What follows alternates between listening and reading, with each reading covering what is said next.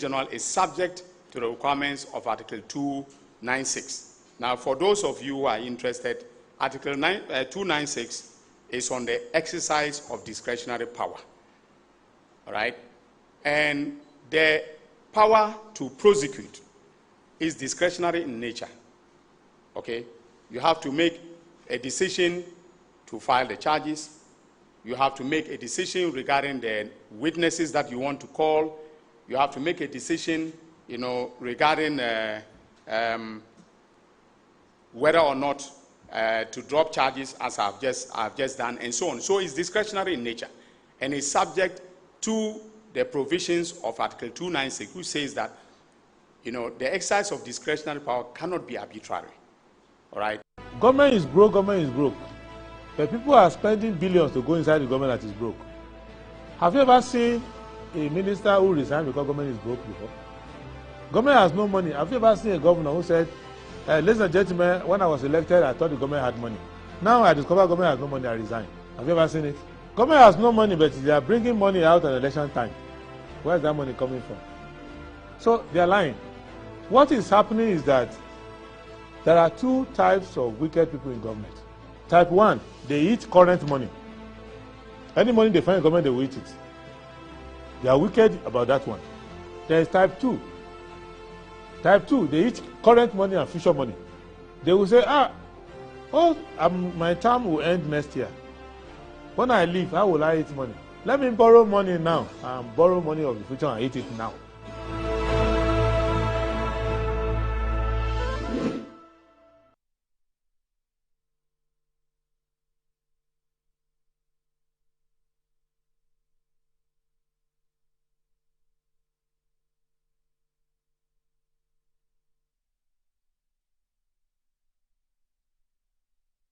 All right, good morning. Today is the 13th of February. That's on the eve of Valentine's Day, and I'm sure that some of you are already coming under some form of pressure. But anyway, welcome to Good Morning Ghana on Metro Television. My name is Audu Moro. It's always a pleasure coming your way, and it's always a pleasure knowing that you tune in every morning to Metro TV because you want to watch incisive and great intellectually stimulating conversations here on this platform, Good Morning Ghana. I'll go straight ahead and look at what the front pages of the newspapers are saying, and I'll start with the Daily Graphic newspaper. Former finance minister wanted, ex-NPA boss and 8 others under investigation, special prosecutor. President orders probe into NSA ghost names scandal. Jubilee House to host 68th Independence Anniversary. AG debunks dropping cases for political reasons. And IFC deepens partnership with LMI Holdings to expand clean energy to industrial zones in Ghana. The Ghanaian Times. OSP declares Ken Ofori-Atta wanted, takes legal steps to secure his return. Government cancels Grand Independence celebration to save costs. President on working visits to Germany, Ethiopia. Maintain momentum on fiscal reforms to build resilient economy. That's the Ghanaian Times. The Daily Guide. Dr. Mustafa Hamid, 3 others cited in 1.3 billion cedis SP investigations, as SP, a special prosecutor. Ashanti Chief COP transferred to Accra after voting chaos. OSP declares Ofori-Atta wanted over SML Cathedral contracts. AG closes case in Jachi Kweson's trial. The New Crusading Guide. EC to rerun Council of State elections in Northeast and Ashanti regions.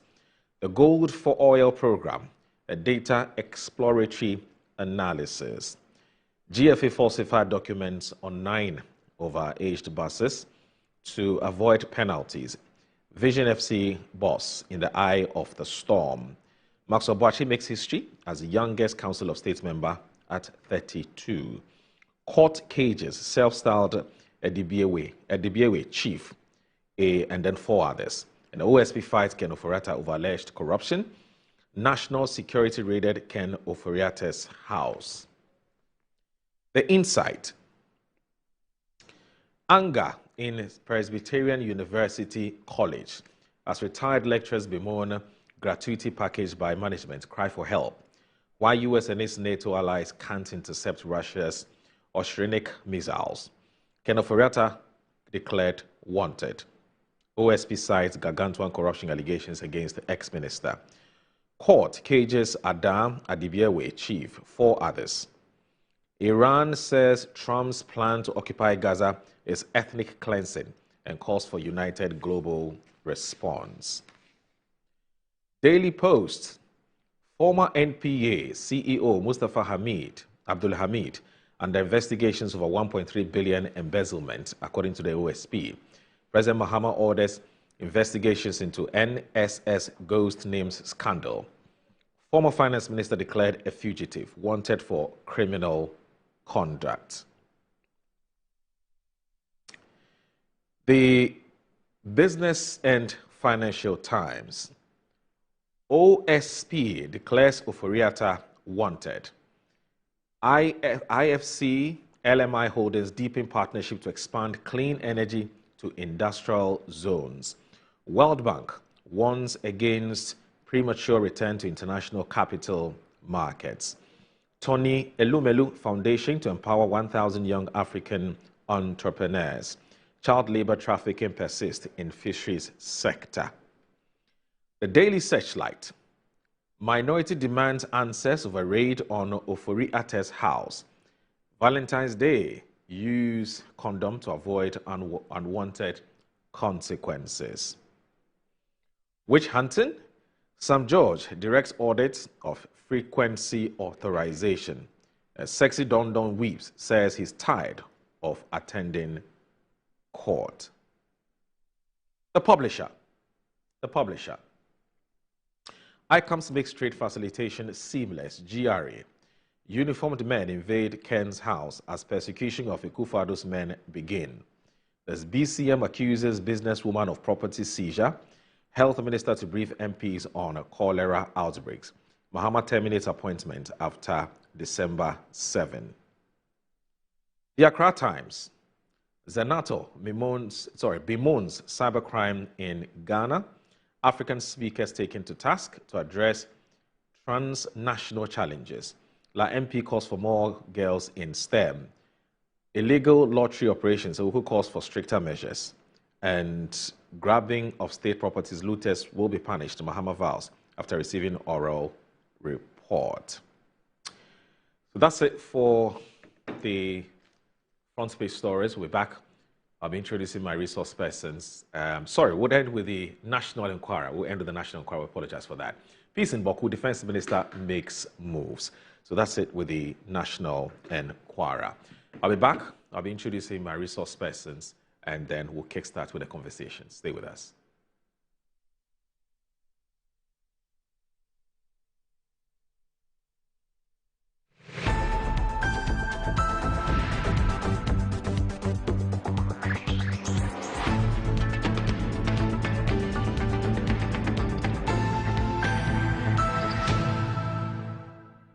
Experience the enhanced protection of Star Motor Third Party Extra from Star Assurance, an enhanced motor third party insurance policy that provides cover for loss or damage to your vehicle's windscreens, side mirrors, back glass, and other glass components. Whether it's a crack or major damage, you can drive with the assurance that your vehicle is well protected. Our commitment to you includes affordable coverage options and a claims process that is both fast and straightforward, so you spend less time dealing with paperwork and more time on the road. Also, we have proudly partnered with Hope for Little Lives, an organization dedicated to supporting children in need. By choosing Star Motor Third Party Extra, you're protecting your vehicle and making a positive impact. Every policy you buy helps bring joy and support to children in underserved communities. Reach out to us now on our toll-free numbers 0800-177-177 or 0302-245-906 to sign up. Let us help you drive with peace of mind and purpose. Star Motor Third Party Extra. Drive with confidence, give back with heart. Star Assurance, your solid partner. Look around. home also need a makeover? Oh, mine clearly does. So we went to Ashroom and found the Como collection. It had everything we're looking for and more. Matching furniture for the entire home, designed with you in mind. Where's Como collection? Dressing up is just a breeze. Always ready with a perfect accessory. A magic dressing mirror. One look and you're ready to face the world. Or at least the kids. A bed perfect for young men who want a table that turns into a treasure chest. And finally, a sofa with this grand TV unit for family time at home. Head over to any Ashphone store now and discover the new Como collection. Ashphone, feel it, know it. Sometimes the unexpected happens and the hero falls down in his own story. But he needs not stay down for long. Cosmopolitan Health Insurance is your trusted health partner. Whether an individual building a business, with Cosmopolitan Health Insurance, your medical care is our concern. For the best health insurance solutions for corporate institutions, groups and associations, families and individuals, choose Cosmopolitan Health Insurance from our over 700 accredited health service providers nationwide. Call us on 0302 540 668 or 0501 678 547 for all your health insurance solutions.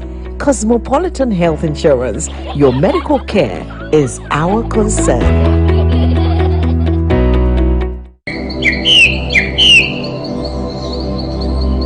Emribi etwam apomuden hu nsem agi ensem ho emma osuru yedin masase itiawere ho enti onyankopon nam da esum da enua eni habama ebeji adasama enkwa ekire adujamfi okumanini barima enu akire no adujamfi esa kotra kwayem ededuanan agwamfa nsuo ankana no menu mienu apomuden panti wenti enigisem onyankopon de yare nyina so tumi ahye Dr. Tamda Sonsa gise di wawuo anase yesie no koa ene wontimi na yaresa bia ho de wasiesie ho kama enti faka krabi baje wa yaresa e wo Medimafo Herbal Hospital frayen 0244 774 282 oyarefo bia kai se Medimafo eye Medimafo Herbal Hospital Dr.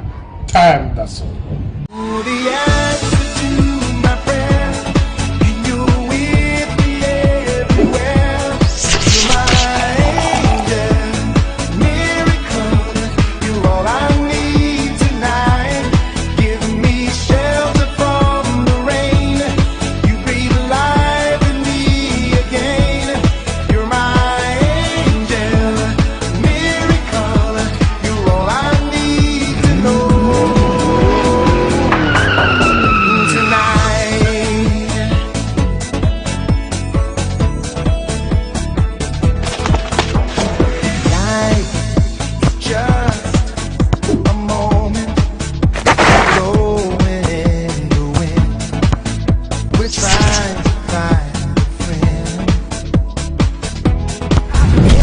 Jeans energy drink.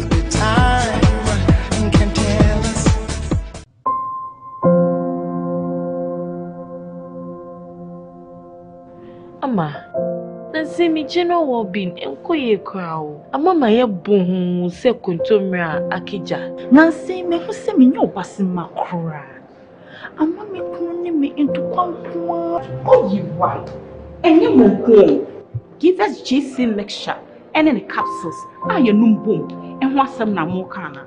E bua emma ene meme nyina. Na ma wo ba ye obesima. Na be ma so aye be masima. Ya we be bua wuku ama ne giant sa wo de hye ne butu. Na wanyinya na ninti sese ni oyi chokwa.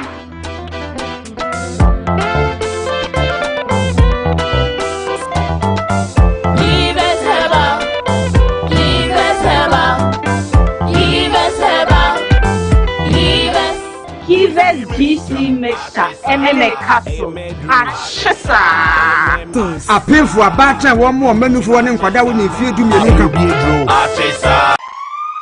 In an era where fire safety is paramount, Kabori Film Compound Technologies Limited stands out as a leader in the development of innovative fire dousing solutions. With a focus on aqueous film forming foam, the company provides a cutting-edge product that significantly enhances fire suppression capabilities across various sectors, including maritime, industrial and emergency response. The oil and gas sector, along with chemical manufacturing facilities and fire services. Kabori's advanced film technology offers a more efficient and environmentally responsible alternative. Kabori is recognized for its superior extinguishing capabilities and prolonged resistance to reignition. Kabori's product is certified by the Ghana National Fire Service, the Ghana Standards Authority, the Environmental Protection Agency, and the Nigerian Standards Organization.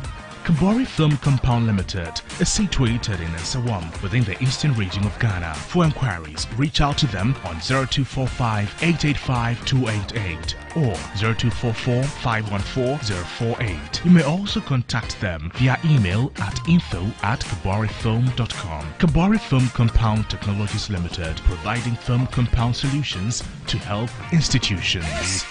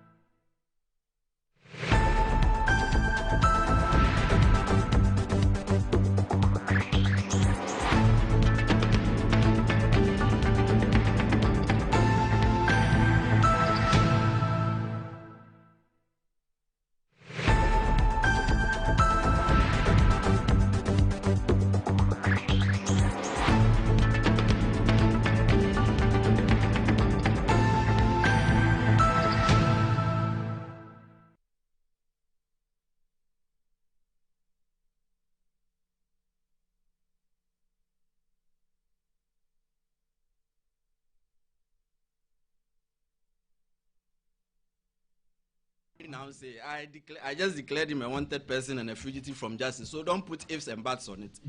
We have declared him a fugitive from justice. He's wanted by the OSP. What are the processes that you trigger? We know people have you know very well that I don't disclose strategy until I'm ready to do so. See, but a little bit of I don't want to use the word education. I'm a lecturer at heart, so let me put it this way. See, that Interpol red notice, this is general, not in relation to the case at hand. Interpol red notice is not an arrest warrant, and it is not an extradition request. So there are so many things that go into it. So just because you have issued an Interpol red notice doesn't mean automatically Interpol will help you to pull the person here. So this is just by way of education. Yeah, right. When we started, it was 4. But by last week, it had expanded to 5. Was there a petition? No. From someone? No. What is informing the expansion of these cases against? Our investigation. As we investigate the address, it branches out. The arteries lead to one another, and then it took us to the GRA tax refund account. Right. So, and as I was saying, Mawina, right? From there, it may branch to other places. We do not know, but we do not close it up. You get it? So far as the investigation is leading you somewhere, you look at it. So the letter that went to him, asking him to report, had 4, not 5. If someone says you're fishing, will the person be right? For what? You're fishing, because you say you started with 4, it's leading into others, and it could lead into a lot more people. You see, the day of planning is always different from the day of battle. You know that. You plan that today you are going to do this, and then you get to the battlefield and your opponent has some other strategy which you have to rework yourself, especially in football. Saying you start one investigation and then it leads to the other. Let me give you a good example. We started the La Bianca investigation. Where did they lead us to? Auctions. Meanwhile, that wasn't why we started that case. It was in respect of customs advance ruling. 2 customs advance ruling just for one company, just 2 for one company. Then, as we were delving in and going into it, realized that no, it was showing some other form of conduct in respect of the Customs Division of the Ghana Revenue Authority. And that is how we ended up at auction sales of vehicles and other goods. And we know what the outcome of that was. So, for a good investigator, director of investigation here will tell you, always keep an open mind. If you keep a closed mind that this is only what you are doing, you may miss other things because things relate to each other. Mr. Speaker,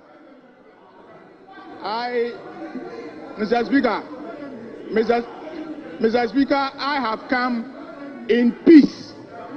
I have come in peace. You've come in peace. Mr. Speaker, you said you've come in peace. Yes. Very well. Let's listen to you. God willing, Ghana will be 68 years this year. Mr. Speaker, we have seen government change all the time.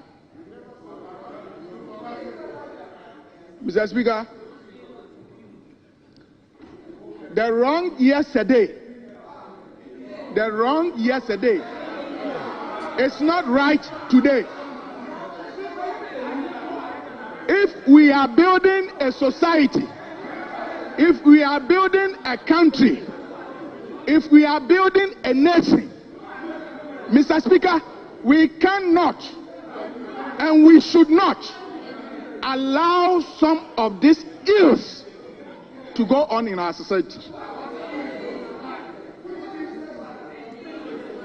All of us sitting here, we are politicians.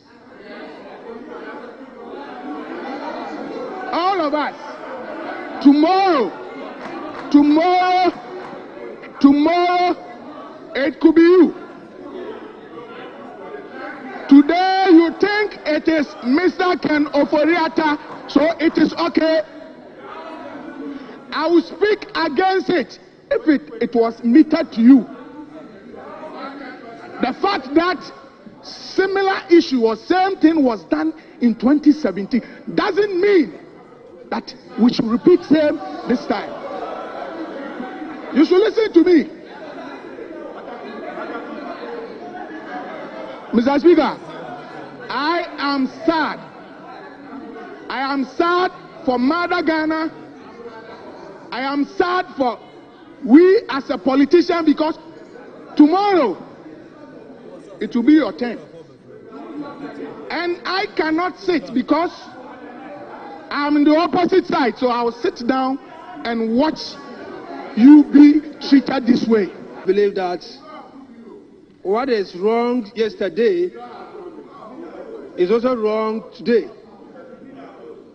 What I've read is that the OSP has said that the raiding that we are all talking about is something that was staged. I listened to him. And so for me, for us to use this precious time discussing something that has been staged, then I think that we need to have a second look at what we are doing. Just spoke, said the OSP organized a press conference to embarrass the former finance minister. So, Speaker, this House should not interfere in the work of the OSP. We should not intimidate the OSP. And secondly, Mr. Speaker,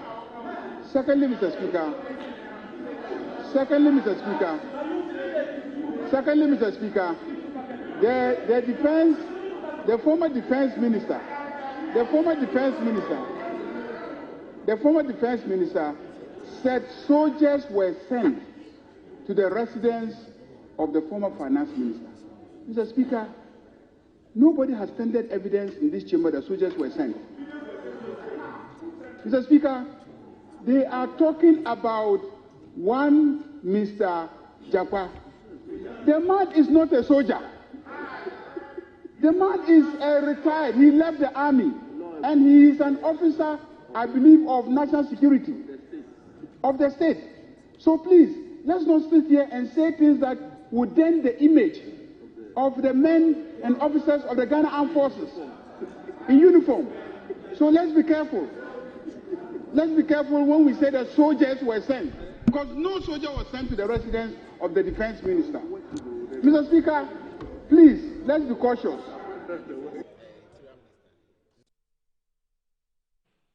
All right, so welcome back. This is Good Morning Ghana on Metro Television. Joining me this morning to kickstart a conversation about the big stories in the newspapers is Reverend Ntim Fordjour, who is a former Deputy Education Minister, but also the MP for Assin-Fosu South.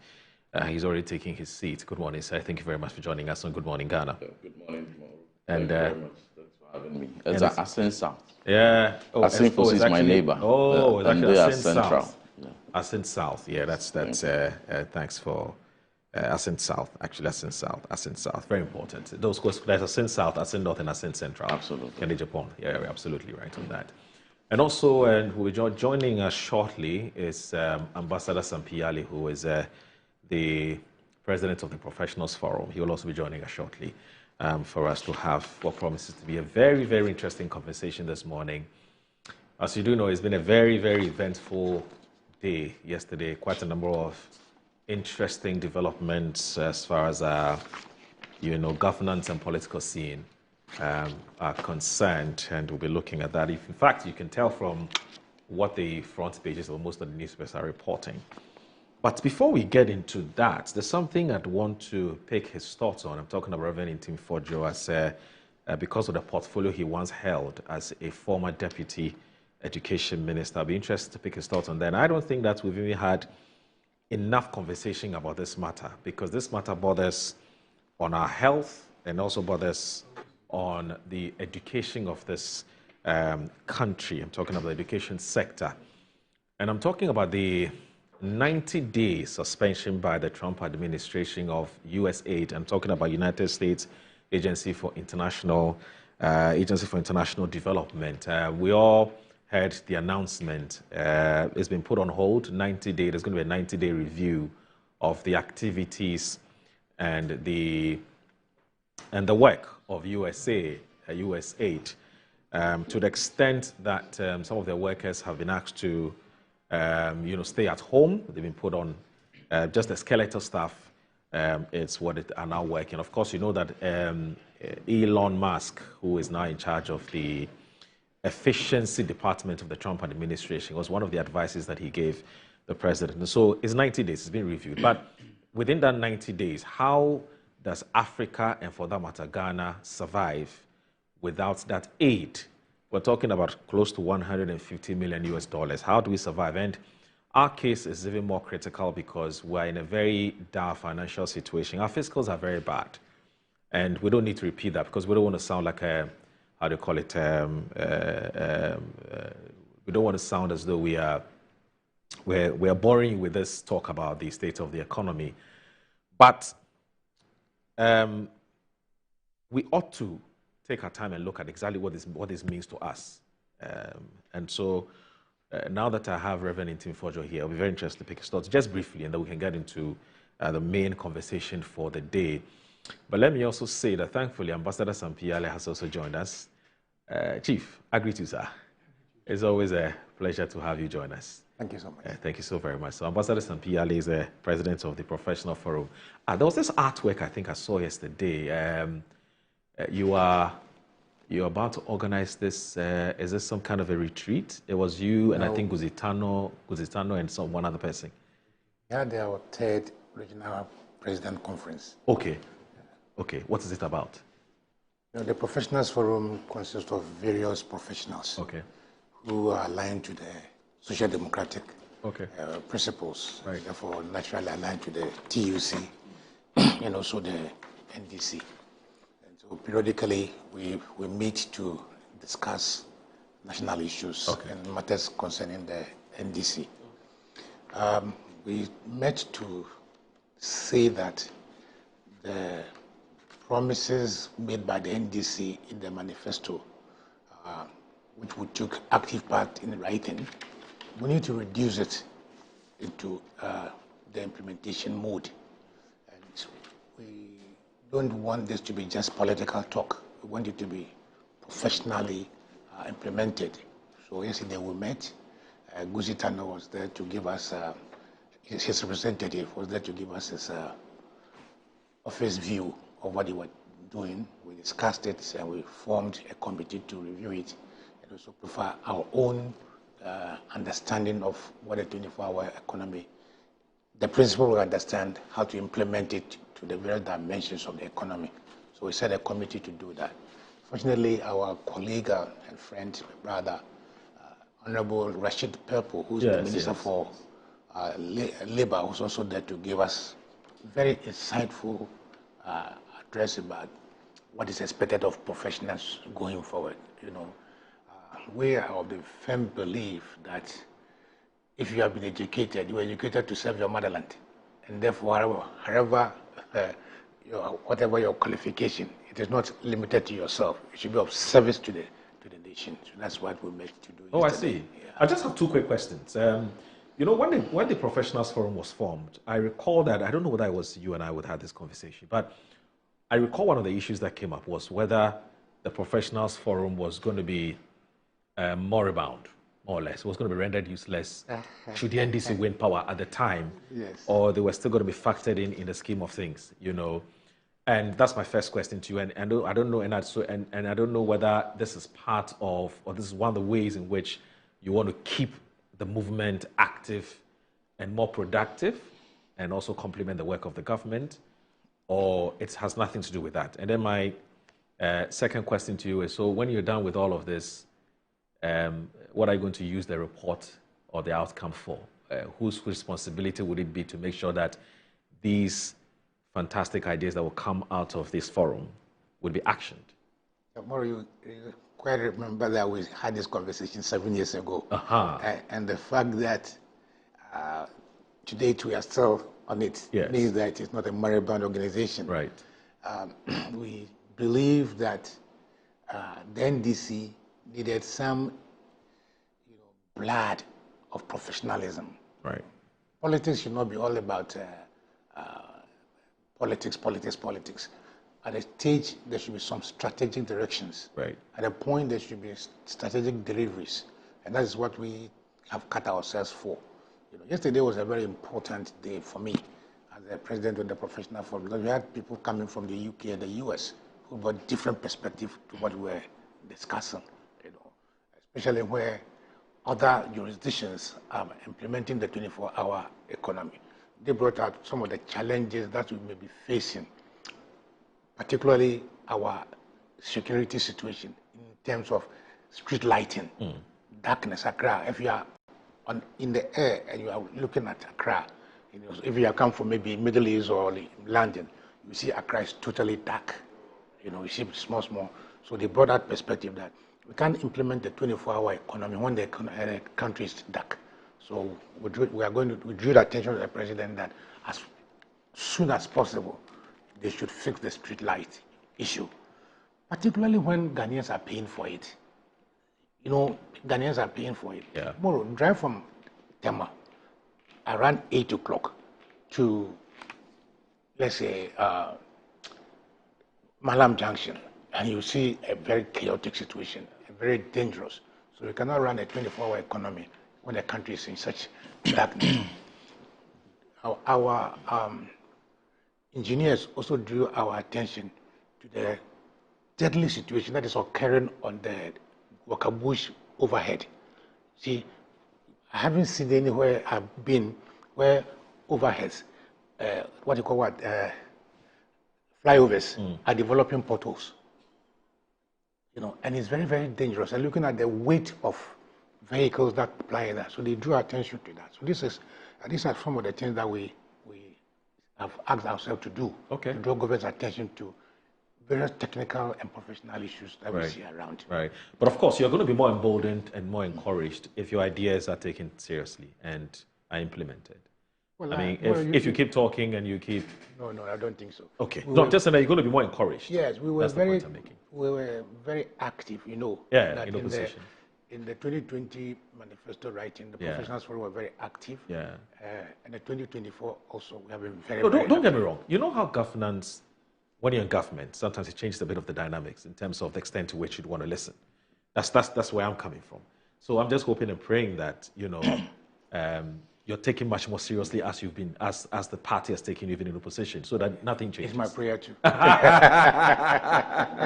You know, but before you came in, I was raising an issue, and I thought that even as media, we haven't really taken our time to digest and thoroughly look at this matter, because it borders on, one, our health situation and also education. And I'm talking about USAID. You know, USAID, sorry. The Trump administration, as we all know, has suspended it for 90 days, pending some kind of review. I'm sure they want to just look, is it important? If it's important, who must be benefiting or who needs it, etc. I'm sure those are the things they're looking at. In fact, they may even decide, in fact, there are analysts who are saying that, look, they may even shut it entirely and say, we don't need anything. I cry pesado. You know, we're always depending on them for some kind of aid. And of course, that in itself has generated some kind of a mixed reaction. There are some who are saying that, Charlie, it's time to exert our independence and our sovereignty, which is that we must begin to look within. It's a wake-up call. Let's find our own, let's generate our own domestic resources to do whatever we intend to do. There are also some who are saying that, look, we're still not there yet, even though it's a very important aspiration, which is to get to a point when you're able to do things on your own. But the reality is that we're not there yet. And so we'll have to keep depending on some of these support or some of these aid or assistance from the West to be able to, you know, prosecute some of these critical, you know, sectors like education and health. And here we're talking $150 million US. Now, I don't know what, I mean, you're a former deputy education minister. I don't know where you stand on this. Do you think that, how serious do you find this? Or you think that it's really much ado about nothing? We can survive without this? Because as I did indicate just briefly that we're in a very difficult economic situation. The economy is in a very bad way. In fact, just yesterday we had the government actually announced, the presidency actually announced that we're going to be spending independence for the first time at Jubilee House because of our bad fiscal situation. Basically, we're broke. You know, we don't want to use any technical jargons. We're broke. So if we're broke, this is not the time we should be. We should be losing. Are we? Yes, this is not the time we should be losing critical, you know, financial support. Yeah. I don't know what you make of this. A good morning to you, Moro, my good brother, and a good morning to Ambassador, the respected Ambassador Sampi Yali, yeah, and of course to our cherished viewers and good people of Asen South constituency. This is a very important matter. Okay. It's a matter that even occupied most part of the discussions on the floor of Parliament yesterday, when the former Minister for Finance, Honorable Amin Adam, raised a statement, and another colleague of mine, Honorable Nana Oseji, they all raised statements on the repercussions and implications of some of President Trump's decisions on Ghana's economy, and specifically to do with USAID and other matters. USAID, in my opinion, since its establishment in 1961 by President John F. Kennedy, has served its purpose in you know, administering international humanitarian aid, particularly in critical sectors of agric, of education and health. In respect of their presence in Ghana goes way back decades. But in recent times, it is very important to recognize their partnership with specific agencies and ministries of this country in looking at supporting farmers, particularly in the northern zone of influence.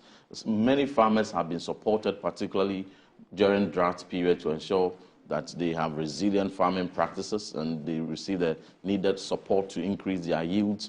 They've also been very instrumental in supporting Ministry of Health and Ghana Health Service in their partnership around HIV programs, prevention and treatment, and other critical health programs. On the education side, from 2015, when the early grade reading assessment was conducted, and it turned out that Ghana's education was in serious crisis. And one notable outcome was that only 2% of pupils at P2 across the country, only 2% of them were able to read at grade level. That was critical. For us to have been able to drive it and improve the reading ability of our pupils across the country to 38% in 2023, P2 learners 38% as per the outcome of the National Standardized Test conducted in 2023, early grade reading program, which was supported by USID, was very instrumental in accounting for that improvement. Their learning activity that spanned from 2015 all the way to somewhere 2023 accounted, among other things, for that. They invest heavily in education, and what that did was that phonics-based approaches were supported by USID in ensuring that teachers were trained across the country in specialized ways where phonics will be used to teach the learners how to read in their local language, 11 local languages, and English as official language of instruction. TLMs were produced, and then we saw it was eventually even acclaimed globally as the best early grade reading program globally. So it was a very important intervention. Now, even subsequent to that, we went on to the G2G level agreement, where we saw the strengthening accountabilities in Ghana education system, SEGI's activity. And with that, key among it was strengthening low-cost private schools, particularly in the northern zone of influence. And this activity from September 2023 is making serious transformations in our local, because there are some places in that part of the country that may not have a public school. And the only way that children in that area would have access to education is a private school. And most of these private schools ought to be supported. We went to the field, a program has started. All this is going to shut down. The health sector interventions is going to shut down, much as the agric interventions is going to shut down. This year alone, from records, it has been said that this government requested for $137.7 million in partnership across specific programs from USID. About $16 million or so relate to education, and others also have their share. Now, all these are going to be put on hold. The president has given a directive that the Ministry of Finance should immediately take steps in ensuring that these shortfalls are addressed, and that is a proactive step. I expect further to that the first budget of the President Mahama for 2025, that in the next month or so will be presented to Parliament, should be responsive and nuanced to adequately respond to the shortfalls and to adequately make provision for these programs that are already running, because we can't bring our agric sector, those specific sectors, to a halt, particularly given the drought situations that we are dealing with. We can't put HIV programs, critical treatment, to a halt. We cannot bring education to a halt. So it's our expectation that those specific funding gaps should be addressed in the budget that is to come. But one may say that $137 or $150 million may not be too significant a worry, compared to the huge billions that overall is the total expenditure or program that budgets normally come with. But there are broader repercussions of the decisions of President Trump on the economy, the general economy of Ghana, beyond even the shutdown of the USID. President Trump is the president of his country. They have their own sovereign right to take their decisions that they may deem to be in the interest of their country. He is pursuing American first. So you can't fault him for his decisions. Most of his decisions have had repercussions, consequences on many nations, very big giants, and they are all adjusting, some in reciprocity, also, coming out with tariffs and internal arrangements. But our economy is vulnerable. And so it is a time that we need to take very comprehensive look at the broader economic implications of President Trump's decisions on our economy. For instance, the oil prices are going to go low. And so the oil revenues that we have projected is going to reduce, among other shortfalls that we're going to incur on the revenue side.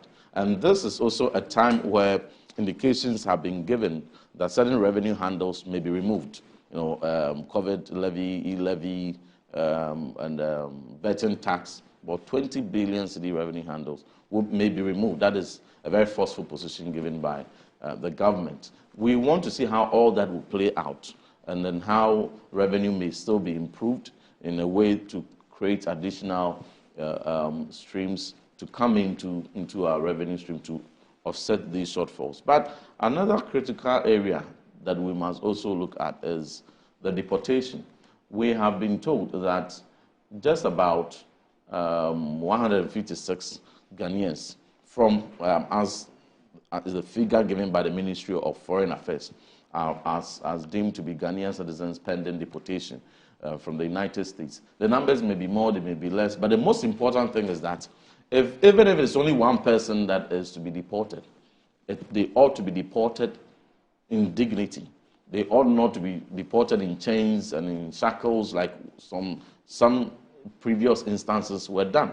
And so this calls for very meticulous and diplomatically apt, engagement between the Ministry of Foreign Affairs, the missions, and their counterparts in the United States. This is the time where consular services have to be extended, in most extensive manner to our citizens. For many of the cases, once they are given a right to a immigration lawyer, their cases will be enhanced and they may not even have to be deported.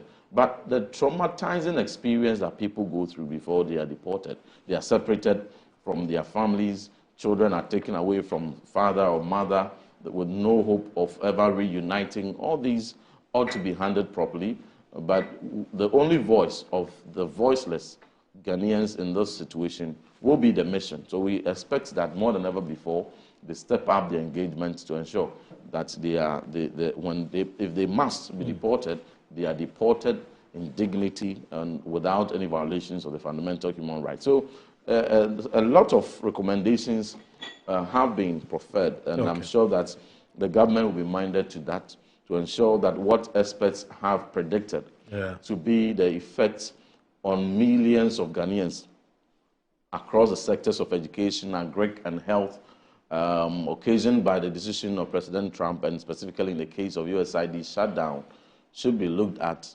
and contained, the adverse effects ameliorated to a large extent, so that we'll continue to achieve our aspirations as a nation. All right. Thanks for that insightful submission on the matter. And I'll pick the brief and general thoughts of Ambassador Sampi Ali on this as well. I mean, but speaking about the over 156 Ghanaians who are likely to be deported, I'm sure that if you listen to Samuel Okudzeto Ablakwe's vetting, it was a matter that came up, and he did indicate that he will take it up and make sure that, they are not treated, in an undignified way. So I think his work is cut out for him. We'll see how it all plays out. But Ambassador, I mean, I've heard some people say perhaps this is a fine and a very strategic opportunity for us to accelerate the principle of Ghana Beyond Aid. Well, Muro, let me join the millions of Ghanaians who are celebrating the diplomatic feat achieved by Ghana at the ongoing AU conference. A Ghanaian was elected to be the head of the humanitarian and other causes. This brings to two Ghanaians who have been elected to occupy very important positions. For me as a diplomat, this is a very important issue. Now we head the Commonwealth Secretariat, and then for the humanitarian aspect of African Union, Ghana is also going to head it. It's very, very important. And I saw my son, the son of man, your brother, so elated and jumping as I say, hey, you are a diplomat now. But I could see the feeling of elation that Ghanaian, Reverend, you have traveled very far like me. If you are traveling and you see the Ghana flag, you see what happens to you. Spiritual, something happens to you. So we need to forge together as a country to achieve such heights. It's a long time we lost our place in the international arena. And clawing back these things will be very interesting. Reverend, I radically accept most of the submissions that you have made, that we are going to lose here and there. But as a person, Boro, I radically agree with Donald Trump. I radically agree with Donald Trump. This is 2025. For how long would African countries think that their development must depend on the handouts from other parts of the world? For how long? We are 60 years plus, isn't it? Yeah. So if we are human beings, we are past superannuation, we are retired. With the gold, diamond, whatever we have as African states, there is no reason whatsoever for us to draw our budget and create a loophole that 2/3 of our budget may be funded by outside support. Totally untenable. If you were cutting our coat according to the size of our cloth, we should be able to live in this country. Moro, look at the number of cases of corruption from 1966 to date. Look at the quantum of monies lost annually from the Auditor General's report. Last year alone, or last 2 years alone, it was about 12 billion. Yes. Which is about 16 times what you are going to use from the USAID. Yeah. And I have traveled to some parts of the north and got very angry, where all you saw of projects were Land Cruisers crisscrossing and signboards.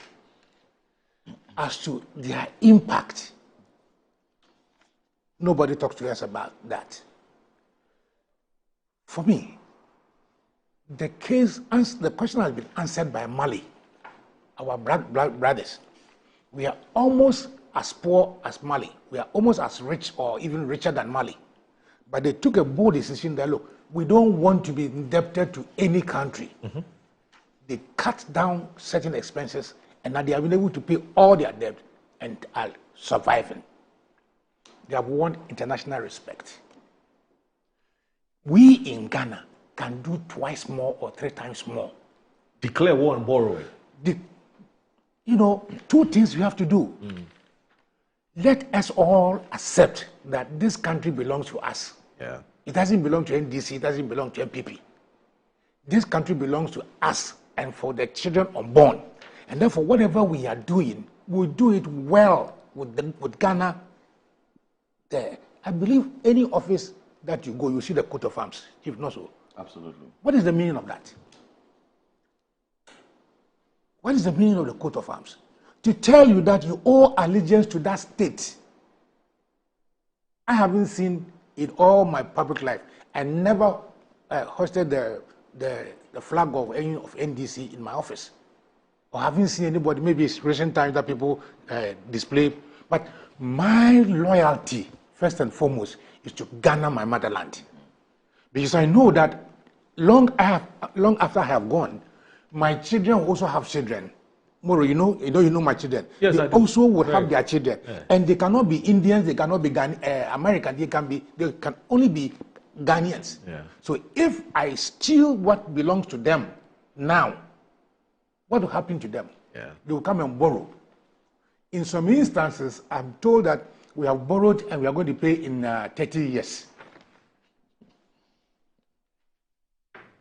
And we listen to ourselves and say, oh, there's too much government wage bill, so let us cut down on employment, right? The youth that are coming, we have stopped them from being employed. Yeah. Then we are giving them debt to come and pay. Is it not wickedness? It is. I agree. See, the Fantis have a proverb. To it that if you get an accident, you break one leg, God will show you how to walk with a leg. Have you seen anybody who, apart from those who say, oh, we want to just go and beg, but people who are one-legged, or even without arms, are able to live? It is time that our MPs and everybody see that, hey, enough is enough. What is coming from America may also be coming from the European Union. You know, and the signs were very apt when we were shut off from the international market. So we gradually, the world is closing now on us. So we have to wake up and do what Mali has done. I totally agree with President Trump. Okay. Now, as a country, since 1966 or so, we established the Kwape Bampon, the traditional whatever, the herbal medicine. Oh, yeah. Center for. That's it. I'll get the name. Center for Scientific and something research. Yes, research. Yes. We established that. Yes. That. So by now, we should have been developing our own vaccines for malaria. Yeah. No, so. Yes.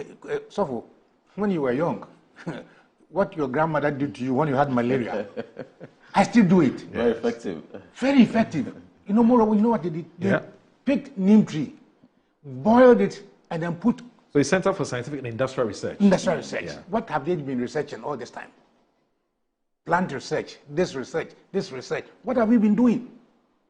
You see, somebody laid a foundation for us. Yeah. Instead of building, we put kiosks on the foundation. We put wooden structures on the foundation. And any time the wind blew, we fell down. We as a country must understand that nobody is going to pay his tax in Switzerland for you to have a Land Cruiser for yourself. As I was coming, a poor country as we are, Moro, I saw in traffic every latest vehicle in the world is on our roads. Yes, then you wake up, you are going to borrow, and you are in the best of suit, not your. I'm not referring to you. You mean we are not poor? We are not poor. Yeah. Who can tell me that Ghana is poor? We're just indisciplined. Indisciplined. Yeah. Indisciplined. We're not poor. You know, so I'm going to accept the fact that if Trump gives us more, we have to do more to create the situation. Look at the number of young people that queue for visa outside this country. What is the reason? Because they have lost hope in our system. He is a country. Reverend, I want you to take this up. I am not saying that media coverage is not good. It helps people to learn. But I think that it's totally wrong for 4, 5, 6 media stations telecasting live parliamentary proceedings that start from 8 o'clock to 10 o'clock in the night. What accounts for productivity? And you see, apart from those of us pensioners watching it, in the offices, everybody is also watching the proceedings. And sometimes then it ends up in a fight. It's competition. Competition for what? Yes. I mean, media stations. No, I'm not talking about the media competition. You're talking about how the impact productivity. on productivity. Okay. I thought you were blaming us for showing. No, I'm not blaming you. You want to serve your keep the people informed. But then you could have recorded this and showed it in the play it back later in the day. In the day, the media station that will be playing it live would get all the viewership. You see, master. So when right. If the acceptance is that look, it is not doing us any good. This time that we are all watching those proceedings in our offices and nothing is going on. Yeah. The net effect is what? Low productivity. Low productivity. Yeah. But this is a country that needs productivity. Yeah. So I am worried that until we accept the Malian paradigm, that look, here we are, we have to stop, pause, sometimes invest, reset or whatever it is, upgrade or whatever it is, and say, look, Ghana needs to be here or there in 2030. Ghana must be there, you know. So we need a radical shift in governance paradigm. But that can only happen if there's a radical shift in our mindset. I think so. Okay. I think so. I think I've nailed it. And the role the media have to play is critical. Yeah, I agree. Especially when it comes to mindset change. Mindset change. This morning, all the TV stations, we have been attending many, from 8 o'clock to 10 o'clock, it's political shows. Yeah. Polarized. Polarized. I know. So you are doing something that is hurting you, but you don't pause. You are doing more. It's counterproductive. I think you have got the right adjective for those things. Okay. So in Rwanda, after the genocide, they didn't have time to think about this and that. They said, look, let's focus on keeping our country as an international standard. I think that is what we should look for. So it's about what is good for us, regardless of what the implications or the consequences are. Once it's good for Ghana, that's it. What is good for Ghana is better than what is good for the MPP or what is good for the NDC. Okay, I get it. That's my view. Because NDC and MP won't survive without a Ghana. I agree with you. So, Reverend and Ambassador Sampiale, yesterday was a very, very interesting day, very eventful as well. I mean, we sat here on Good Morning Ghana, and a lot of the newspapers were awash with stories about Ken Ofori-Atta's house being raided. In fact, as for the Herald, it was explicit and it was very emphatic and it's very categorical that the raid was orchestrated by national security. And then not long after, we saw the Special Prosecutor Kizza Jabin address the media and declared Mr. Ken Ofori-Atta, who is the former finance minister, a fugitive. Of course, and also went ahead to talk about some other investigations that are being conducted in MPA and some other places. But of course, it appears the Ken Ofori-Atta matter is what has largely dominated media discussions. And I'm sure that won't be different this morning as well. So if you look at today's daily graphic, you look at the Ghanaian Times, you look at the Daily Guide, you look at the New Crusading Guide, you know, the Insight newspaper, the Daily Post, Business and Financial Times. Let me look at this. You look at the Business and Financial Times, and also you look at the, what's the name? The National Enquirer, the Publisher, the Accra Times, Searchlight, etc., etc. All these papers are reporting the same story. It tells you that where the interest is. So we would deal with the Daily Graphic newspaper and how it reports the matter. It says former finance minister wanted, ex-MPA boss, 8 others under investigation, special prosecutor. And the story is by Emmanuel Ebo Hodgson. And there's a picture of the finance minister and also the special prosecutor himself. So it reports that the office of the special prosecutor has declared former finance minister Ken Ofori-Atta wanted. Mr. Ofori-Atta, who is currently outside the country, has been mentioned as a suspect in some corruption and corruption-related cases, including the National Cathedral being investigated by the OSP. The OSP has also commenced investigations against the former chief executive of the National Petroleum Authority, Dr. Mustafa Abdul Hamid, and 3 others over alleged embezzlement of 1.3 billion cedis from the Unified Petroleum Pricing Fund, that's the UPPF, at the MPA. The 3 others are the coordinator of UPPF, Jacob Amwa, and 2 employees of NPA named Frida Tando and Wendy Ashaw. Again, the OSP is investigating alleged corruption at the Minerals Incomes Investment Fund, which is MIF, with 2 former and 2 current officials of the fund being the subjects of investigations. The special prosecutor, Kizza Jabin, who announced these at a press conference in Accra yesterday, described Mr. Ofori-Atta as a fugitive of justice who had no intention of willingly returning to the jurisdiction. The SP accused Mr. Ofori-Atta of allegedly employing tactics in order not to avail himself of an invitation dated January 24, 2025. He vowed that the OSP would do everything possible to bring the former minister of the country to assist in investigations. The OSP would take all necessary legal steps to secure his return to the jurisdiction and attendance at the OSP. Mr. Ofori-Atta, you have 2 choices. You can either return to the jurisdiction voluntarily, or the OSP will enforce your return. Mr. Jabin has said his outfit is also currently investigating 4 cases of corruption and corruption-related offences in which the former minister was a suspect. Those cases include the revenue assurance contract between the Ghana Revenue Authority, Ghana, that's GRE, and Strategic Mobilization Ghana Limited, SML, the termination of the distribution loss contract between the Electricity Company of Ghana, ECG, and the Beijing Xiaocheng Technology, BCX, and the National Cathedral Project. The others are the contract between the Ministry of Health and Service Ghana Auto Group Limited for purchase and after-sale service and maintenance of some ambulances and the utilization of the tax refund account of the GRE. So I'm going to end with this. Narrating what NSS stated, declaring Mr. Ofori-Atta wanted, Mr. Jabin stated that on January 24 this year, the OSP in a letter directed the former finance minister to show up in person at its offices for an interview. Prior to this invitation, the ASP said Mr. Ofori-Atta had already traveled outside the country on or about January 2, 2025. By communication dated January 2025,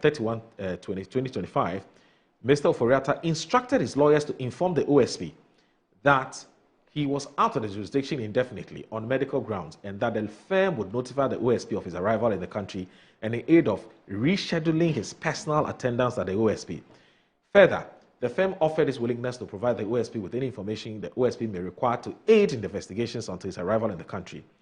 A copy of the letter written by the lawyers of Ofori-Atta to the OSP, as cited by the Daily Graphic, indicated the lawyers told the OSP that their client had already given an earlier notice of his trip outside the country for medical reasons to the former chief of staff and the current chief of staff at the presidency.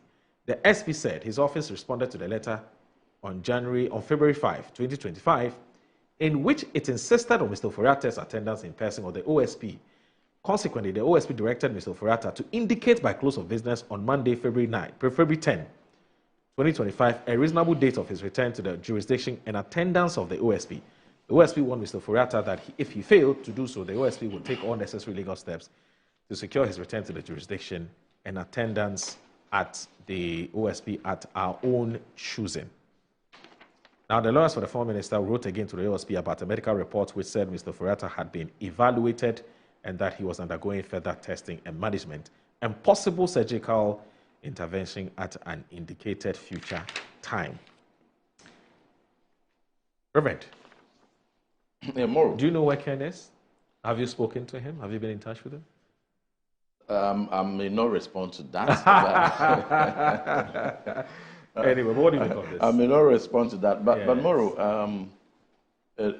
for me, I consider the press conference organized by the Office of the Special Prosecutor yesterday and the pronouncement of the respected former Minister for Finance, Honorable Ken Ofori-Atta, as fugitive of justice, this act as far-fetched, misconceived, lawless, and complete abuse of due process. Why do you say so? It is even an abuse of the word fugitive itself. I am always in support of state institutions and organs of state. Okay.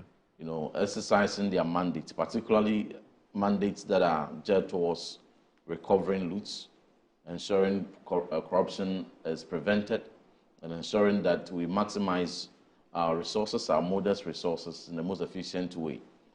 Now, the records of prosecutions or investigations conducted into specific allegations of corruption or suspicion of corruption by the Office of the Special Prosecutor, and the number of those which eventually even got discharged at the investigation level, and the people involved, the suspects involved, declared as acquitted or cleared by the Office of the Special Prosecutor just at the initial or levels of investigation, must indicate that there is no suspect that should be presumed guilty and unwarranted pronouncement made on them at very initial stages of investigation.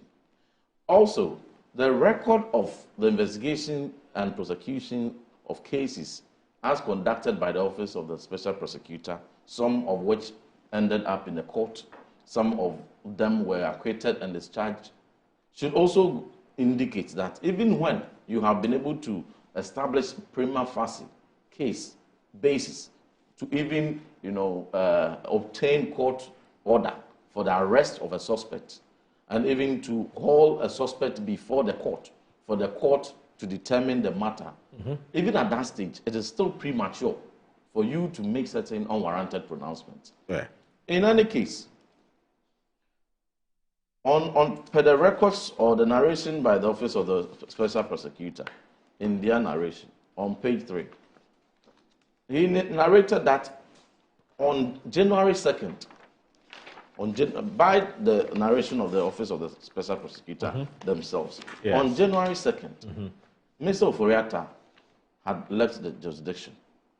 He himself alluded to that. Now, subsequent That by January 2nd, Mr. Ofori-Atta had left the jurisdiction. the jurisdiction. He wasn't in the country. Yes. By his narration. Yes. I have the No, at the document. time he wrote to him, he was told that he was out of the let me jurisdiction. narrate. All right. On page 3, the third paragraph, Mr. Ofori-Atta left the jurisdiction on or around 2nd January 2025. Right. The next paragraph reads, this is a report of the Yes. Special Prosecutor. On 24th January 2025, the OSP communicated to Mr. Ofori-Atta that the OSP considered him a suspect in respect of the cases, or in respect of 4 of the cases described above. So, nearly like 3 weeks after the former minister had traveled outside the country, you formally wrote to him, notifying him that you have interest in interrogating him, or you are inviting him to assist you on investigation on certain specific cases. Let us be fair. You should not create the impression as though you notified him and subsequent to that he fled the country. He had left the country before you gave him the notice. When the notice was received, as per the report of the Special Prosecutor themselves, when they required him to attend upon the invitation of the Office of the Special Prosecutor on Monday, 10 February, the lawyers of Mr. Ofori-Atta wrote respectfully to respond to them. And I have a copy of the letter here, dated 7th February 2025, by Menka Premo Osebunsu, Bruce Cadlin and partners, communicating to the Special Prosecutor that the client has instructed them to communicate to them, much as he has no qualms or reservations about telling to them. He's out of jurisdiction. And the basis of he being out of jurisdiction is not to evade law, it's not to evade investigation, but to attend to medical treatment.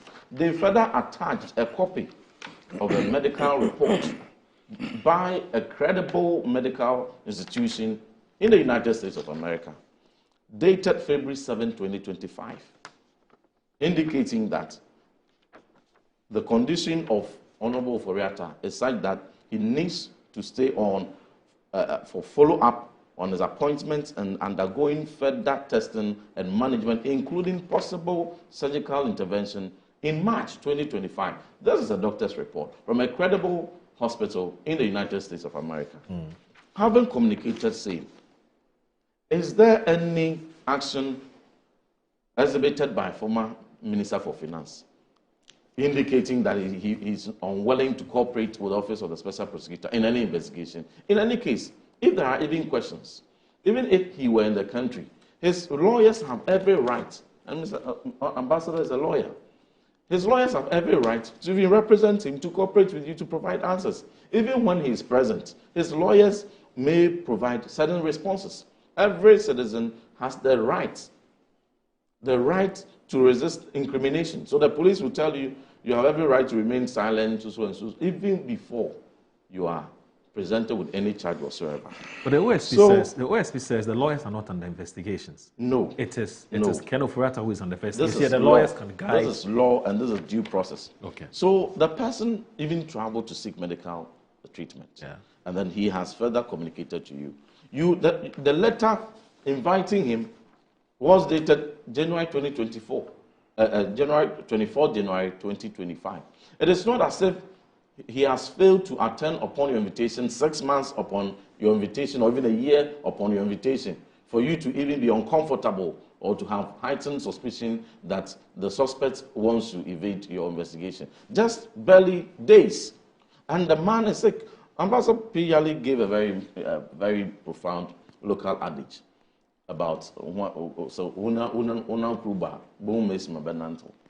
there's also an adage that when chiefs are even swearing before their people or paramount chiefs, they swear to appear before them whenever they are called upon, except in times of sickness.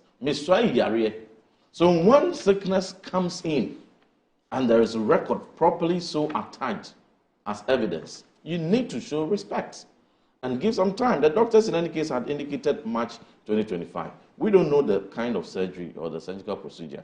If they deem him to be recuperating and find him safe at a later period within the year, and they communicate that he can return, so he can return and then continue the investigation. So there is no basis; it's completely unwarranted for him to even cast the insinuation that he's evading investigation. Now, who has the power to pronounce a suspect as fugitive? Is it the Office of the Special Prosecutor? Even the Attorney General does not have the powers to declare a suspect fugitive. It is most derogatory and a willful attempt to defame the respected minister, the former Minister for Finance, Honorable Ken Ofori-Atta. Because when you have followed due process, and for me, he is a lawyer, and he is, I do not cast any insinuation on his conduct in past cases, but I'm talking in respect of this particular case. Others have raised reservations about certain mistakes he made in prosecuting similar cases and how court had evidence of court. Court had the opportunity to point his wrongdoings to him, some errors he committed and all that. In the case of Mr. Bisu, when he claimed that he had procured the order for his arrest and then he went there, so I have not, all these are there. But it is only when you have established the prima facie case, charged him, and then sent him before the court, he has invaded court, invitation, that you can obtain court order for his arrest. When he refuses, there are legal procedures one can go through. It is only the court that can pronounce a suspect a fugitive.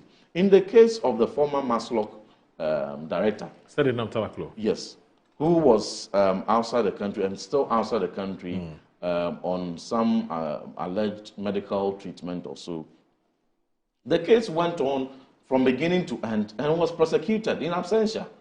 Due processes were followed, and even when sentencing was passed, I'm still sure, I've not had any evidence that she has had the opportunity to even come back to the country to serve the sentence. But the sentence is still valid. But in all these, has any court or any officer or official of the state had the opportunity or found it prudent to declare her fugitive of the law? Most derogatory.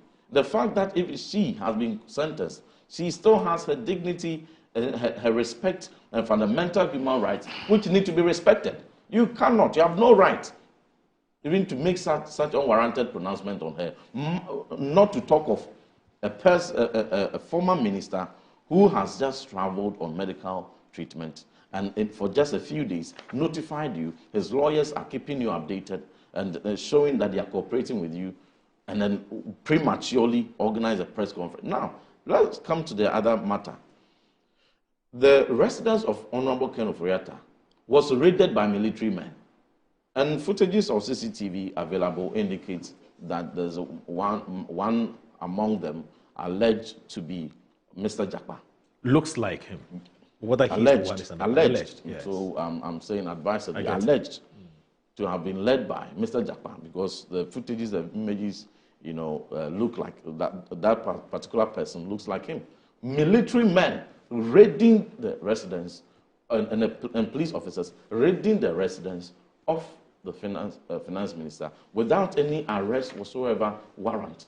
Without any warrant to search, they went in, raided with a forceful threat they entered and raided, invaded his privacy, invaded his home, and abused his fundamental human rights. The Constitution is here. Article 14 of the Constitution provides the fundamental human rights. So that's the CCTV footage. That's the CCTV footage on your screens. Ought to be respected. Even when you consider him a suspect, you haven't even charged him, and he just remains a suspect. Many people have gone through as suspects. You had investigated them and cleared them. So it must indicate to you that it's not every suspect that must be presumed guilty, and subsequently, even a month later, or a month from, it's not even a month from January 2024. It's not even less than a month upon invitation, pronounce him fugitive. It's most misconceived and lawless. Article 14. Every person shall be entitled to his personal liberty, and no person shall be deprived of his personal liberty except in the following cases and in accordance with procedure permitted by law. So which procedure did they go through? In any case, when the lawyers, being aware that the only state institution investigating their client is, to the best of their knowledge, is the Office of the Special Prosecutor. So if military men in Rambo style have invaded his residence, they saw it fit and respectful to inquire from the Office of the Special Prosecutor to clear their doubts that in case it is was sanctioned by them. Yes, you have denied that you didn't sanction that raid. As we speak, no state institution has come to own that they sanctioned that raid. Or to take responsibility. What kind of country do we live in? That people's homes can be raided because somebody considers them suspect and can be abused, and then no state, as we speak, is more than 24 hours.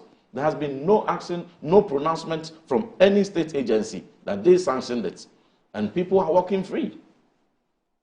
Is that how a country that is governed by a constitution and the rule of law, is that how things ought to be done?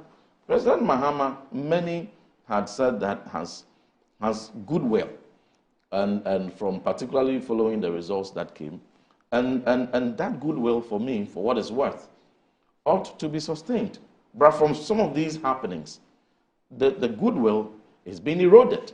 And so if he is not behind such motivations, he should be firm to be able to deal with certain excesses of certain officers or persons whose inactions or actions will have consequences on his goodwill. It is important. Now, you can deny by simply responding to their letter, because you wrote them and they wrote back that, oh no, we did not sanction that raid. So that raid, we don't know anything about it. If we want to visit your home for some search or investigations, it will notify you, or you will know it is us. We didn't do it. What stops you from simply responding to them? Must this occasion a press conference, a populist press conference? How provocative is that simple letter inquiring that, was it you or not? Then you hold a press conference because you consider that inquiry enough provocation to go beyond the remit of your law and authority. I have the law establishing the Office of the Special Prosecutor, 2017 Act 959 here. From page 1 to the last page. Nowhere in this act gives the Office of the Special Prosecutor the power, without any court order, without any court judicial pronouncement, to declare a suspect less than a month upon extending invitation to him as fugitive. He must retract that. It's most derogatory. Now, the political class, we are custodians of the country's resources. And so it is important that before you even accept to serve in any capacity, you are ready for the repercussions.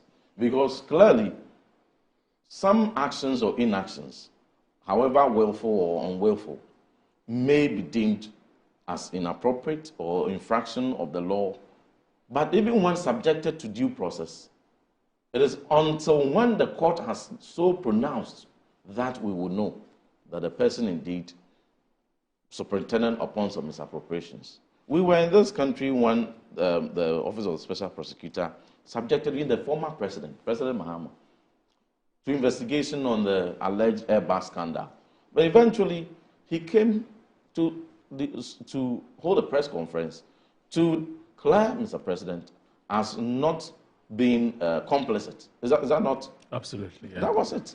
So if any office, any person or any official, if it wasn't Mr. Kissi Agyabeng, any person at all presiding the Office of the Special Prosecutor, undertaking such investigation of the former president, had come prematurely, less than a month, 3 weeks or 2 weeks after extending invitation to him or notifying him of investigation, had come to pronounce him fugitive for whatever reasons, would they have been fair? Because in the end, he was cleared.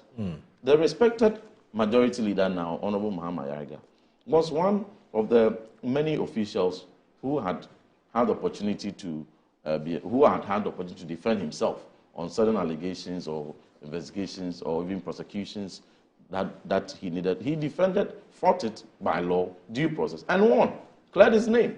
So in the course of the prosecution, if he had been indisposed and been, whether in country or out of the country, for some period of less than even a month, been unable to personally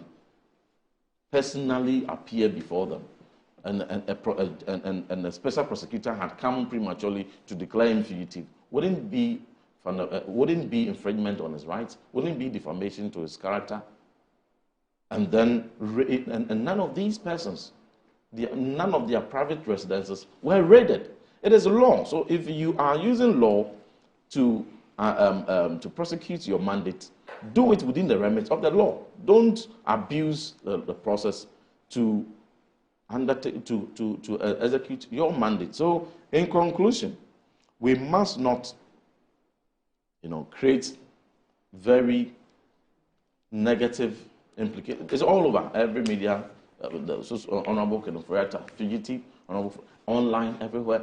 Serious damage. But I'm looking at serious damage to his. It is completely needless. I'm looking at the definition of who a fugitive is, and because I want to try and understand why you are this morning a little upset. No, but the thing about the use of the word. We will respect the definition, but does he have the powers? Yes. As per the acts establishing the office. Yes. To declare a person no, but that's, fugitive. Yeah. What I'm not too sure. Even if the person is fugitive, so proven. I get that, but I'm saying that does any law also stop him for expressing his opinion about what he thinks of somebody? No. Exactly. So that's the point. No, there's no law. There's law. Yes. No. So no. I'm just saying. Hold on a second. Even the Attorney General cannot declare a suspect fugitive. Yes. No, I'm just saying only that, the court. Because I has the powers to so determine. I think you're sounding too legalistic here, even though you're not a lawyer. But here's the thing: a person who has escaped from captivity or is in hiding. Right? Has he escaped? Now, it says... Which hiding is he in? Somebody who is quick to disappear, fleeting. Right. How did he disappear? If you listen to the OSP... How did he disappear? If you listen to the special prosecutor, he says he has come to this opinion and this conviction because of the content of the letter which was issued by the lawyers of Ken Ofori-Atta to him. Right? And in that letter, they state that the man may not be in Ghana anytime soon. I have a copy of the letter. Good. And if you once you have the copy, and I'll read the letter. Yeah, please do. Further to our letter dated 31st January Yes. 2025, and response to yours dated 5th February 2025, we write as solicitors for Kenneth Ofori-Atta in respect of the above subject, Yes. which was addressed to our client and in which we were copied. Yes. Please find attached here too a document indicating that our client is receiving medical attention at Mayo Clinic in the USA, detailing his appointment and timelines suggestive of a post-March date when our client may be able to be in Ghana. That's one of the letters. No, this is a letter communicating. Yeah, please go ahead. Yes, that's the letter communicating. Okay. We shall be grateful if any attendance in person required by your or guest office is fixed, taking into account the medical report from his doctors. Yes. So, which part of this letter indicates that he's not going to be here indefinitely? By communication dated January 31, 2025. I'm sure that's the same letter you have. Okay. Mr. Ofori-Atta instructed his lawyers to inform the OSP that he was out of jurisdiction indefinitely on medical grounds, and that the firm would notify the OSP of his arrival in the country in aid of rescheduling his personal attendance. That's the same letter. No, that's not the letter. This was the first letter that the lawyers of Honorable Ofori-Atta So sent that's to the them. letter. So that was the first letter. Kisei Jabing is depending on to form the opinion he has about. Let me put this in perspective. Okay. The first time the Office of the Special Prosecutor notified Honorable Ken Ofori-Atta that there's a matter that needs we need your assistance. We need you to. We are investigating you on so and so. It was January 24th. Yes. 2025. Yes. 25th January. Yes. Yes. at which time the man was already in the United States receiving treatment. Yes. Then on 31st, in response to that letter, 31st January, this is barely a week after the letter, the notification was given. Then the lawyers responded that the man has traveled out of the country, and as we speak, we do not have dates on when he will return. As and when we have updates, we will apprise you. Subsequent to that, 7th February, when the Honorable former Minister had indication from the medical officials as to his condition and how long they think they can monitor him and being scheduled a surgery, he communicated, and that's the letter I've read, that by the determination of the medical doctors, they think that he has to go through a series of testings and further investigation and probably be scheduled for surgery around March. So if they would fix any in-person meeting, they are only requesting that they take into account the advice of the doctors that it would be post-March. So all that they were indulging the Office of the Special Prosecutor was that before March, it may be improbable for him to appear in Ghana. But after March, after the surgery is done, the doctor, they will also rely on the doctor's report to communicate to the Office of the Special Prosecutor. Okay. So there is no basis to preempt that within the space of less than 2 weeks of you notifying them, the man is evading. I'll take a short break. No I'll take a short break. Ambassador, please bear with me. But whilst at it, there's something I'll need you to ponder over. I'm just going to read this and then we'll take a break. Is that okay? Now, a texter has sent this message, and I thought it was interesting, so I thought I should share. You are charged for rape and you're invited by the police in Accra for questioning. You respond by telling the police that you're not well and that you've gone to your hometown in Karachi to get some traditional medicine and that you are not too sure of the date for your return. Okay. The police rewrites to you to be specific on your date of return, and you still insist you can't give a definite date because your native doctor aren't too sure on when he would be fully done with you. First thing is, are you expecting the police to sit quietly to wait for a return? We would have to take a short break so that we can return and continue with our conversation. This is Good Morning Ghana.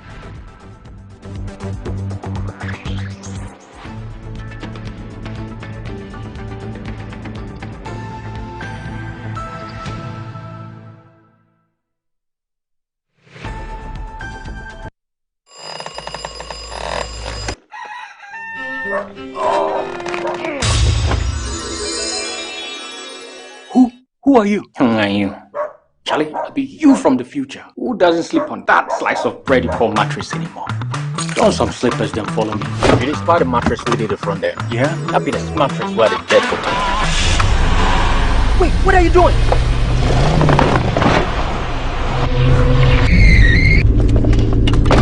Wow! No damage at all. Not only durable, but also super comfortable. Come on, try it.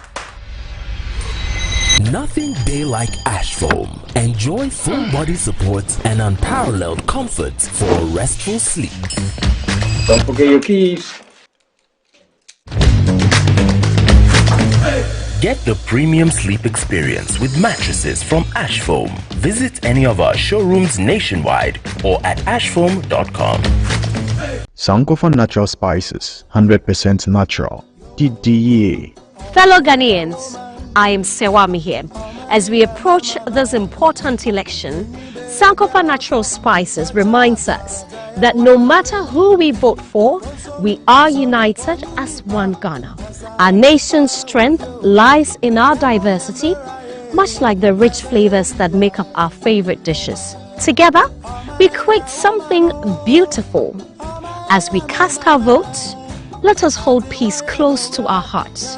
Let us cherish the unity that makes Ghana a beacon of hope and pride. Unlike other spice brands that are imported, Sankofa is made in Ghana, by Ghanaians and for Ghanaians. All we have is Ghana. Hence, we join the millions of Ghanaians to pray that our dear nation is always preserved regardless of our political affiliation. Remember, Ghana is all we have. We are one people, one heart, one destiny. We at Sankofa Natural Spices wish you all peace, safety, and strength during this election season. Sankofa Natural Spices. Didier. Sankofa Natural Spices, 100% natural. Didier. You the answer to my prayer. You with me everywhere. You're my angel, miracle. You're all I need tonight. Give me shelter from the rain. You breathe life in me again. You're my angel, miracle. You're all I need to know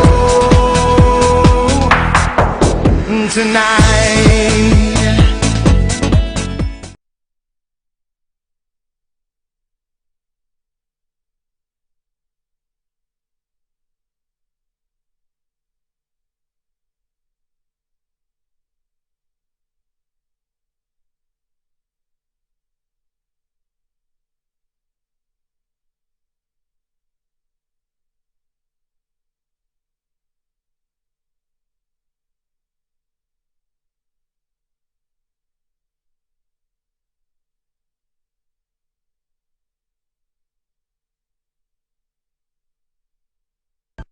In the year 2015, one Daily Grade Reading Assessment indicated that in P2 learners across the country, only 2% of them could read at grade level. It took the intervention of the partnership between Ministry of Education and USAID's transition to English Plus, which was part of their learning activity, to ensure that phonics-based approaches and interventions were deployed across the country in very key schools. Teachers were trained in those phonics-based approaches, teaching and learning materials were produced, and by those interventions, supporting other interventions of the ministry and GES, we were able to drive that, improve upon reading abilities of our learners. And by the year 2023, when the National Standardized Test was conducted, we saw an improvement from 2% of pupils at P2 reading in 2015 to 38%. And that was a significant improvement. That program was touted globally as the best reading program. Now we graduated from there, and in September, my boss here, the Honorable Minister for Education, former, and now Member of Parliament for Bosonche, Honorable Dr. Alsadu Chum, launched in conjunction with USAID the G2G level.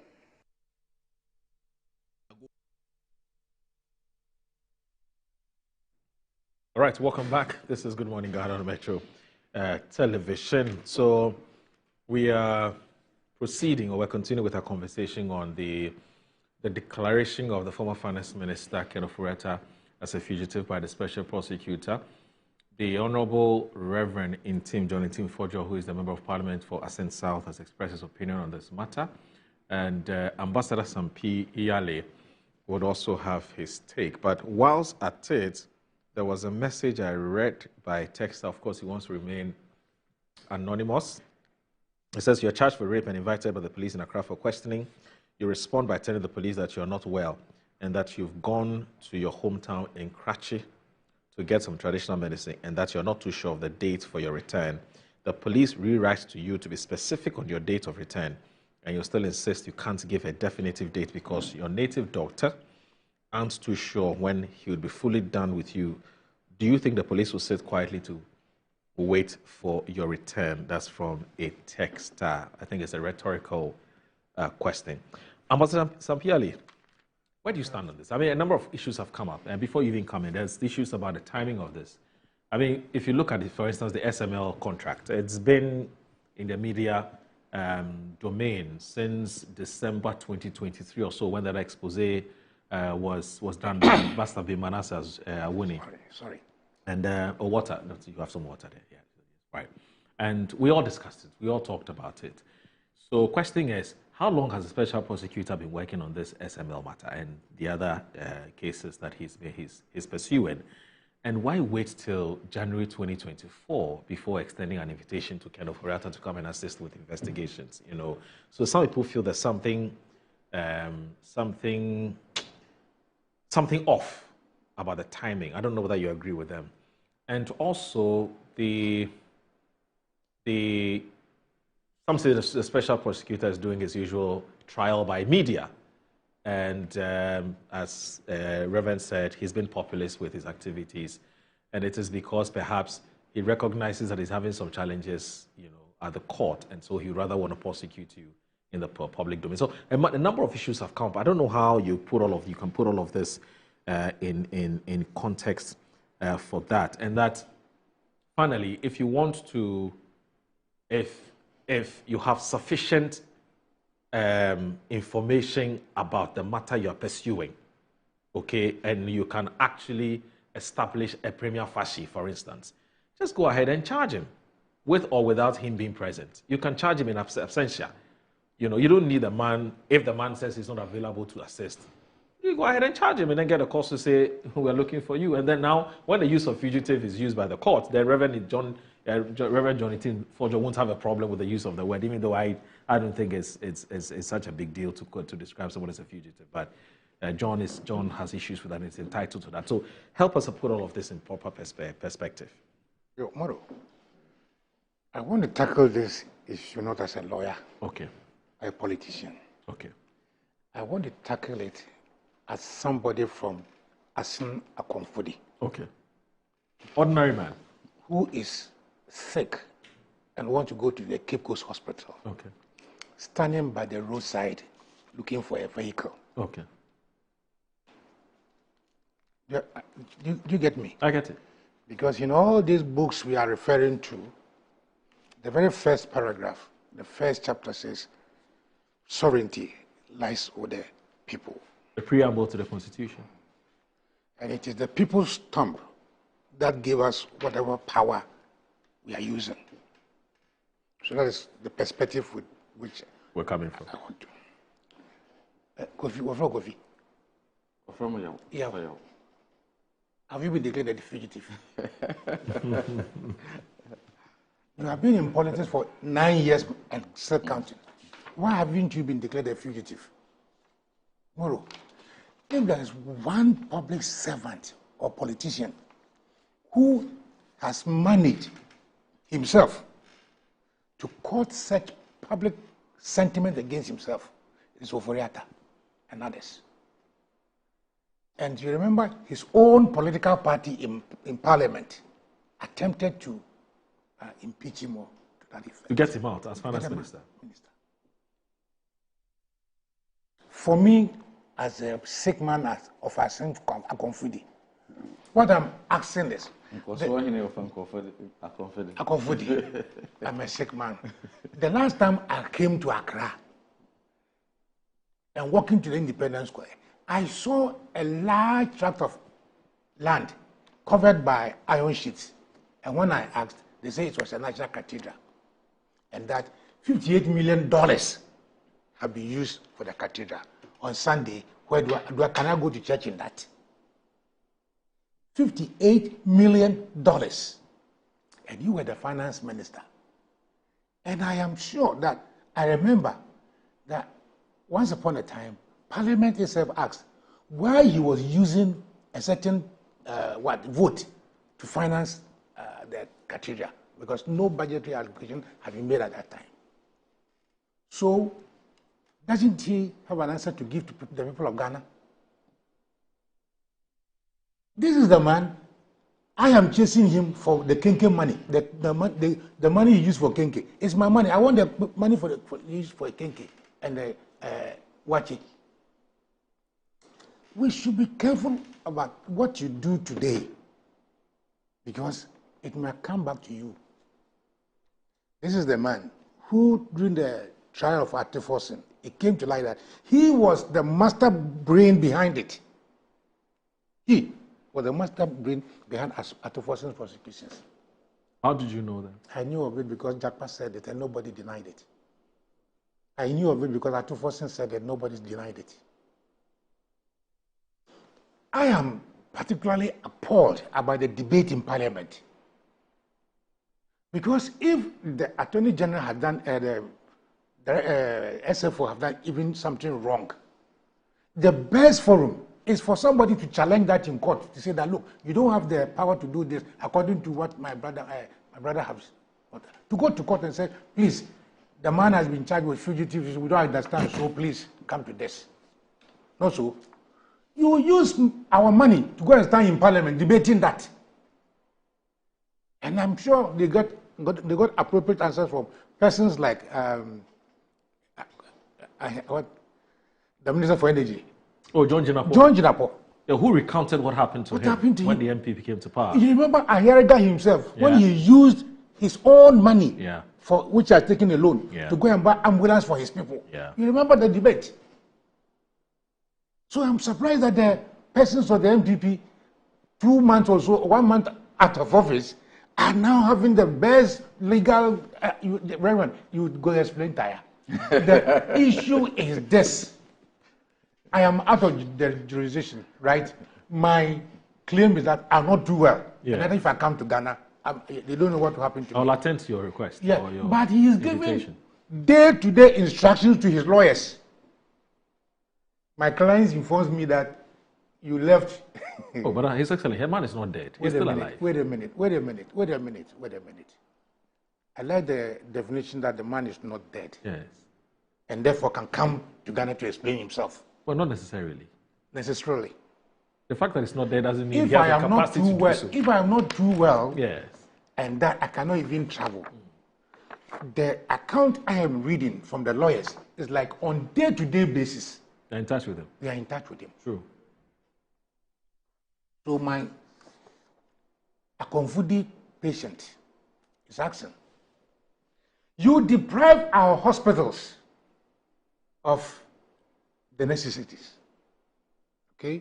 And then when you are sick, you come to Mayo Clinic, the best and most expensive hospital in the world. You can go there. That's why I'm saying that to the ordinary man on the street who has no voice, people have to talk for them.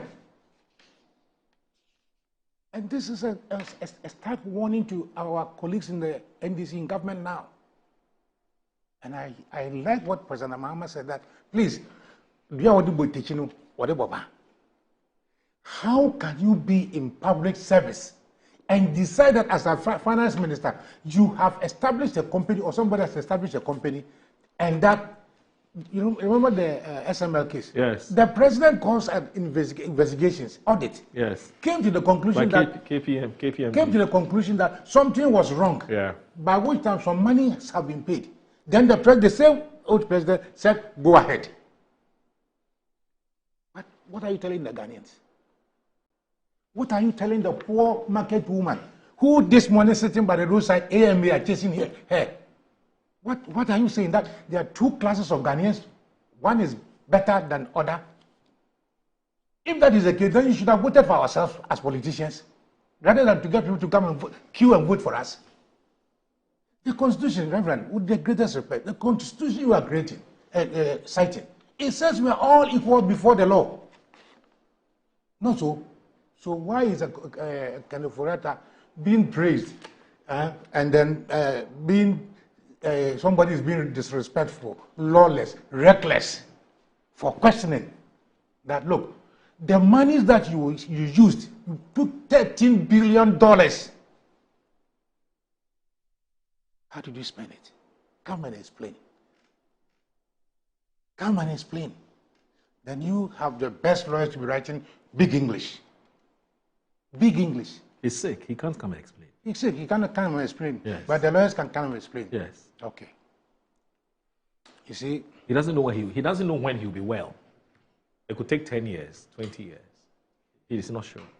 Oh. So give him time. But these days we can even do Zoom. Well, maybe the special prosecutor can explore that option. Yes, right? we can even do Zoom. Let him be on his sick bed, because I went to a friend of mine who has been jailed because of the bank cleanup. Yes. He's in hospital, but he's been changed. And there are police, prison officers sitting by him. Is it a Capital Bank guy? I won't tell you what it is. You see? Yes. So if you have taken people through that, and you are saying what? When I was coming, I was reviewing an interview, not you, but somebody from Metro TV, on Adongo. Seydou Agongo. I came to your office. You said, I know you. You know me. I won't do anything to your bank. Just go to his office and that the bank has been closed. Because he has a case in court. Reverend, he has not been judged for guilty, but they closed his bank. What measure do we have for politicians and what measure do we have for others? I wept when I reached Briwa. Briwa, you know Briwa? Yeah. You know Briwa? Yes. As you, from Accra, on the left side, you see Kosindom's GN Bank. GM Bank. And one day when I reached there, by 8 o'clock, auctioneers, motorbikes, auctioning. But then I asked myself, in all my central and western region, it is Kosindom's bank that is closer to the market woman. So couldn't the government even have taken over, set up a management committee, and then allow the bank to run? To even keep the jobs of those who are working at GN Bank. Reverend, you see, Kokwana say, what can I say? For me, Oforiatta himself has, by his own conduct, lost the title honorable. How did he sign a check of $2 million that we were going to buy a SkyTrain? How did he sign that check? Why? How did he sign a check that we have completed Poaluku Dam and therefore we should spend $12 million? How did he sign that check and why? I mean, he clearly has some questions to answer. Certainly. Yes. I know I'm not. But the matter, I agree with the you. Issue, I agree with you. The Let matter in issues about the procedure and processes. 1 year, I agree with you. That's what it is. I agree with him. I agree with him. Yes. But you see, the same stick for Techi might be the same stick for Ban. Standards. Precedents. Was it the same processes and precedent that affected Seydou Agongo? Yeah, but you are resetting. That's the thing. I'm resetting. That doesn't mean that I should. It means you don't go back to what you didn't like in the past. If I don't remember what happened, how can I reset? If I don't remember what happened, how can I reset? You're reminding Ghanaians of what happened. I'm reminding Ghanaians that once upon a time, this is where we're coming from. Yes. History. Somebody paid $58 million. It's about 140 times what Trump is denying us. Yeah. And no matter the procedural errors that may have occurred, Reverend agrees with me that substance cannot be substituted for procedure. True. The substantive issue is that the man has cases to answer, including Akufo-Addo himself.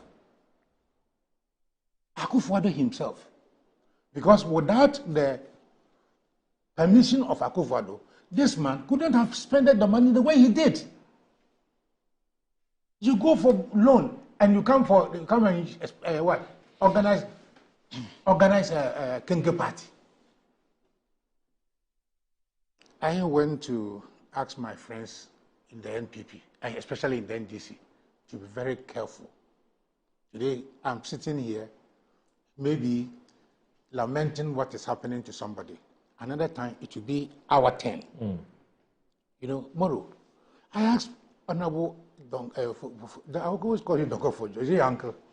No, he's a great man. Yes. I know him very well. Why is it that he has admired him for a long time, and that's why you keep referring to him. My pet is a Educhum. Oh, okay. Yeah, that's my pet minister, my pet politician. Okay, you like him very much. Very much. Not because he's a Educhum, because of what he did. He did. Why is Educhum not being hauled and declared as a fugitive? Because he hasn't given any reason to be tagged as such. So of all the 13 million people in Ghana, 33 million people in Ghana, if it is this man to come and answer question for Ejapa royalties, I have cause to be happy as a Ghanaian, because I know that if they collect that money, it will be there for my children and my great-grandchildren. His Excellency, There are people who suspect that perhaps your government is behind this. You're pushing the special prosecutors. Behind what? What the OSPs do. Were they behind it when they were talking about Airbus? Airbus. And were they behind it? And if the government is behind it as part of our resetting agenda, what is wrong with it? They use a testing term called witch hunting. Moro, you come from the north. If you are witches, and they hunted. Yes, of course you'll be hunted.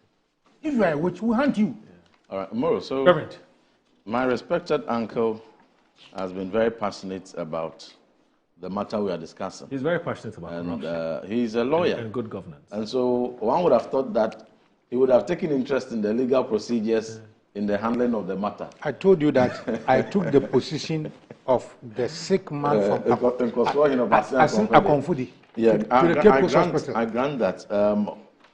Because I don't see, I don't see the need for me to engage you in legal. Yeah, because he's not a lawyer.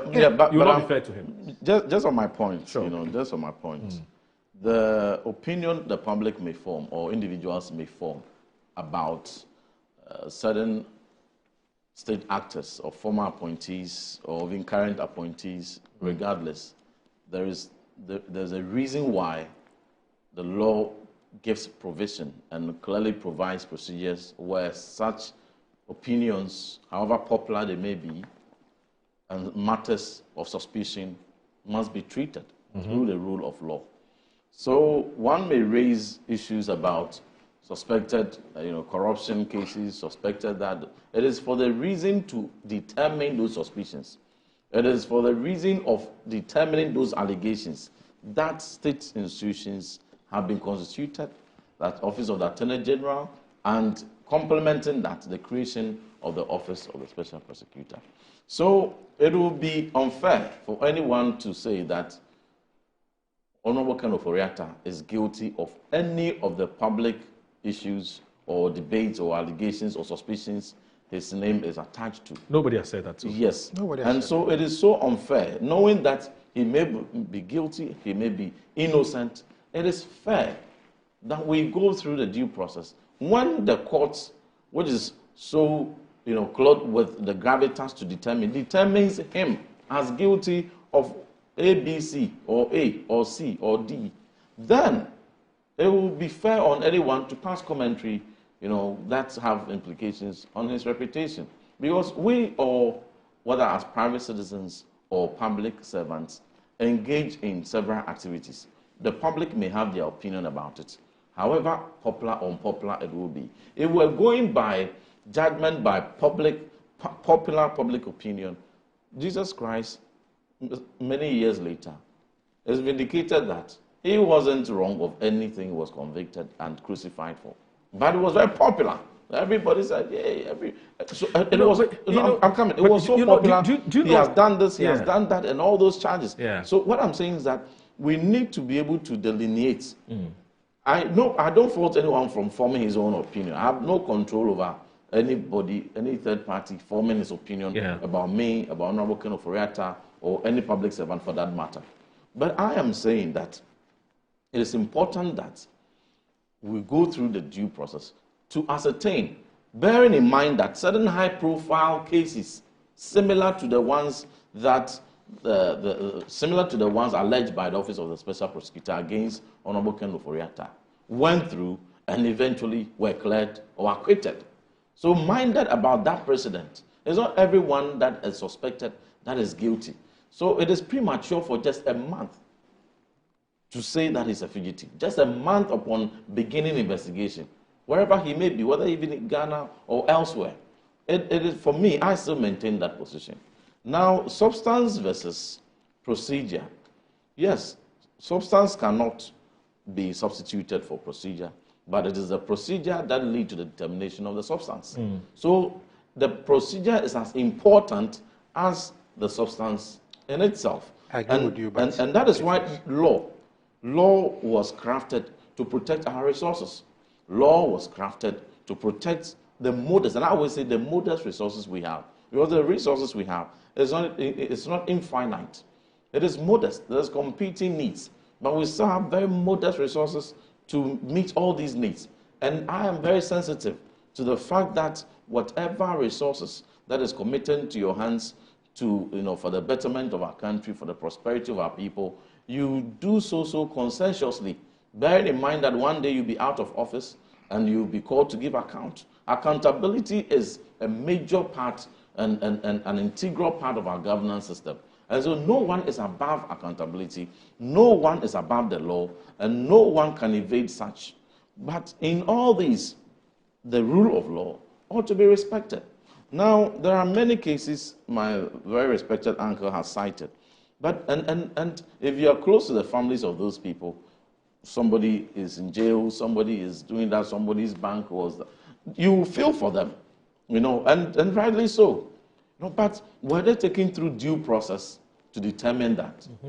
If fine, okay, yes, the sentiments may be there, but if a court determines someone as having embezzled funds or having misappropriated funds, or they are in, sometimes even the risk here is that it's not that you are embezzled funds or you misappropriated funds, but some actions or some due diligence you fail to conduct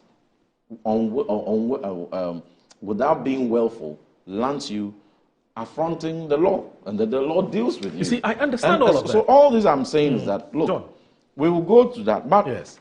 I have related cases of cases that have been withdrawn by this new government. Yes.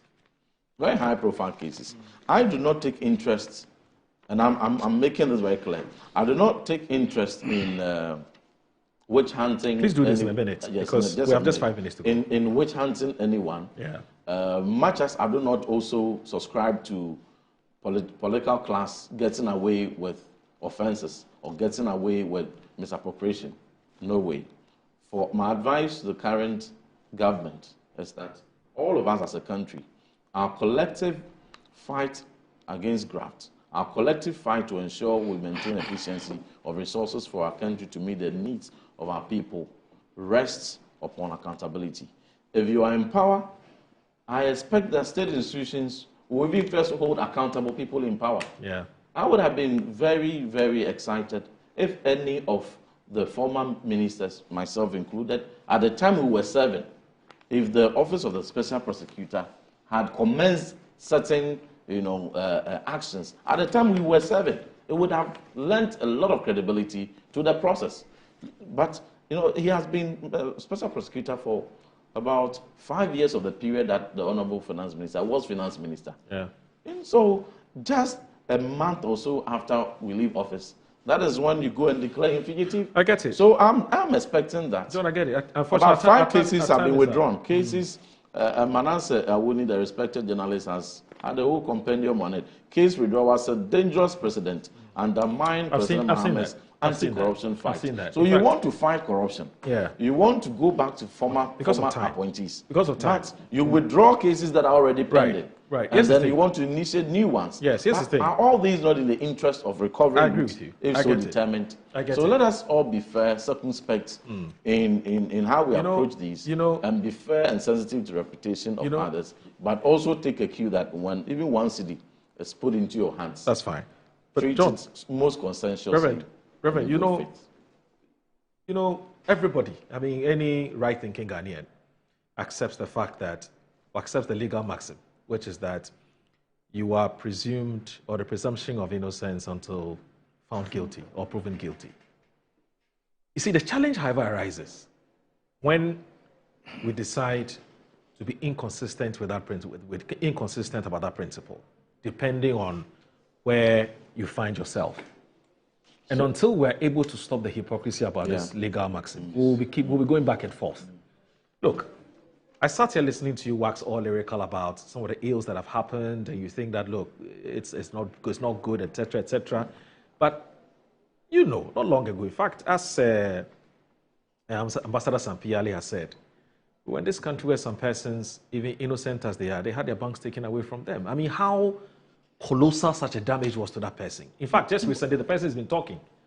to the media. I think he's spoken to TV3, and I But think was it unlawful? Was the bank raided and taken from him? No, the only reason that the bank was taken away from him because he had a case. I'm not defending anything, but I'm just saying that were banks taken unlawfully? No, I don't even want us to get into the substance of the matter. But the point I'm trying to make is we need to delineate the matters. For politicians that are not consistent with their principles, which is to say that not long ago, there was discussions in the public domain about persons who were standing trial or had some answers. And I agree with that policy principle. Yeah. And that in that consistency, I have cited in that same principle, you clear 5 cases you said and that then go you after said that new already, ones. yeah. So in that same principle, if Party A even did wrong, there's a reason why you are in power. Well, and a lot is expected. To whom much is given, much is expected. Interesting, when the MP was in power, and we raised this issue, and you said you come and do better. To whom 6.3 million is given, to whom 6.3 million is given, much 6.3 million votes is given, much is expected. Just 1 minute, so that our time is almost up. Moro. Just 1 minute, I beg you. You know that I've been in politics since 1977. Very long before I was born. Sure. Have you heard anybody declare me a fugitive? Maybe. Reverend Intim, which court of law declared Mahama corrupt and incompetent? What court of law? But if you read the literature of the MPP, their most potent weapon was that Mahama was incompetent and corrupt. Right. You see, I'm a lawyer and I believe in the rule of law, but I also know that abuse of the rule of law is more potent than a misguided missile. Abuse of the rule of law. Right. Look at the case against the former Cocoa Board. Dr. Upuni. Yes. The judges, the conduct of the judges. Somebody's on retirement, he had to be brought back and all those things. Going forward, I want to say that it is not doing anything better for this country. Have the same principle for Sampi Yali. Okay. Have the same principle for Reverend Intim. Right. It's not because Reverend Intim is a Reverend Minister or whatever it is. What is more disgraceful than to assemble the best Reverend Ministers we have on a national cathedral project? Okay, let me do this quickly before our time What is is up. that? Our time is up. Our time is up. Let me just do this. Let me do this quickly. So, Ambassador and Reverend, you know, one second. You know Kwame. You have the money. Kwame Sampasi. You know Kwame Sampasi. I can get the answer. You know Kwame Sampasi. He's a fellow of the CDD and also a pharmacist. He says when it comes to health access, finance. So when it comes to health access, finance. When it comes to health access, finance should not be a barrier at the point of use. That's what universal health coverage means. Whilst we debate the health status of Ken Ofori-Atta, ask yourself if should you be unwell, you can afford the quality of care he's receiving at Mayo Clinic. If you can't, ask yourself if an emergency finance will or will not be a barrier to access to care for you. When those we entrust with executive public service leave our health system in a state where they are not willing to use it, the least we can do as citizens is to express our disdain. Yeah, you can, that point and is it says fair. good morning. That point and is also, fair, but it's also he's a founding member of the MPP. He says you guys are very good friends. Yeah, he says hello. Oh, but he also sends a message and it says,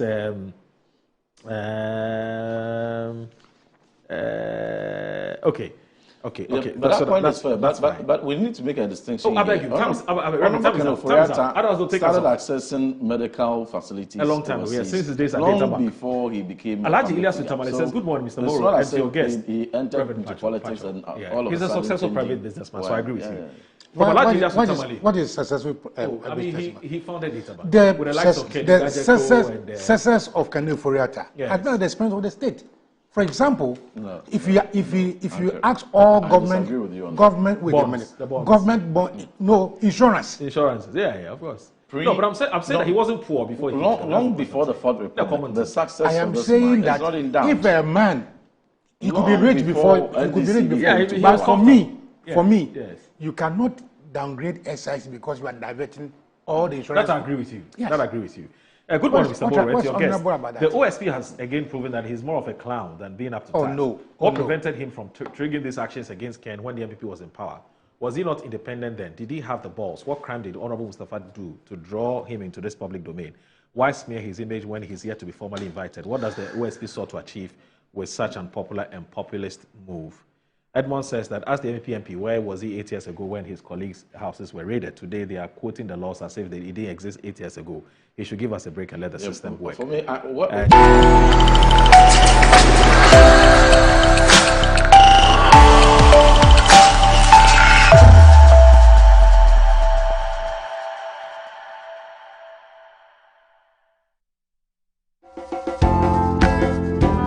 Getting the little things right help prepare us for the big things. There's something about a professional coming to do the work that you would never ever see because you don't have that creative mind. So allow people who have talent to do it. This Sunday on the PL show, she narrates how her hobby became her business. I heard that in 6 years you have changed decor in your house 5 times. Yes, I did. My kids would come back from school like, oh, mommy again. I knew I had it in me, but I didn't know to what extent I could take it. So I was like, let me just give this a try. So he gives me the contract. I put the place together, do his living room. And then he comes back from his travels and he's like, wow, where have you been all my life? And I'm like, I didn't even know I was here. Alisa Soa of Purple Square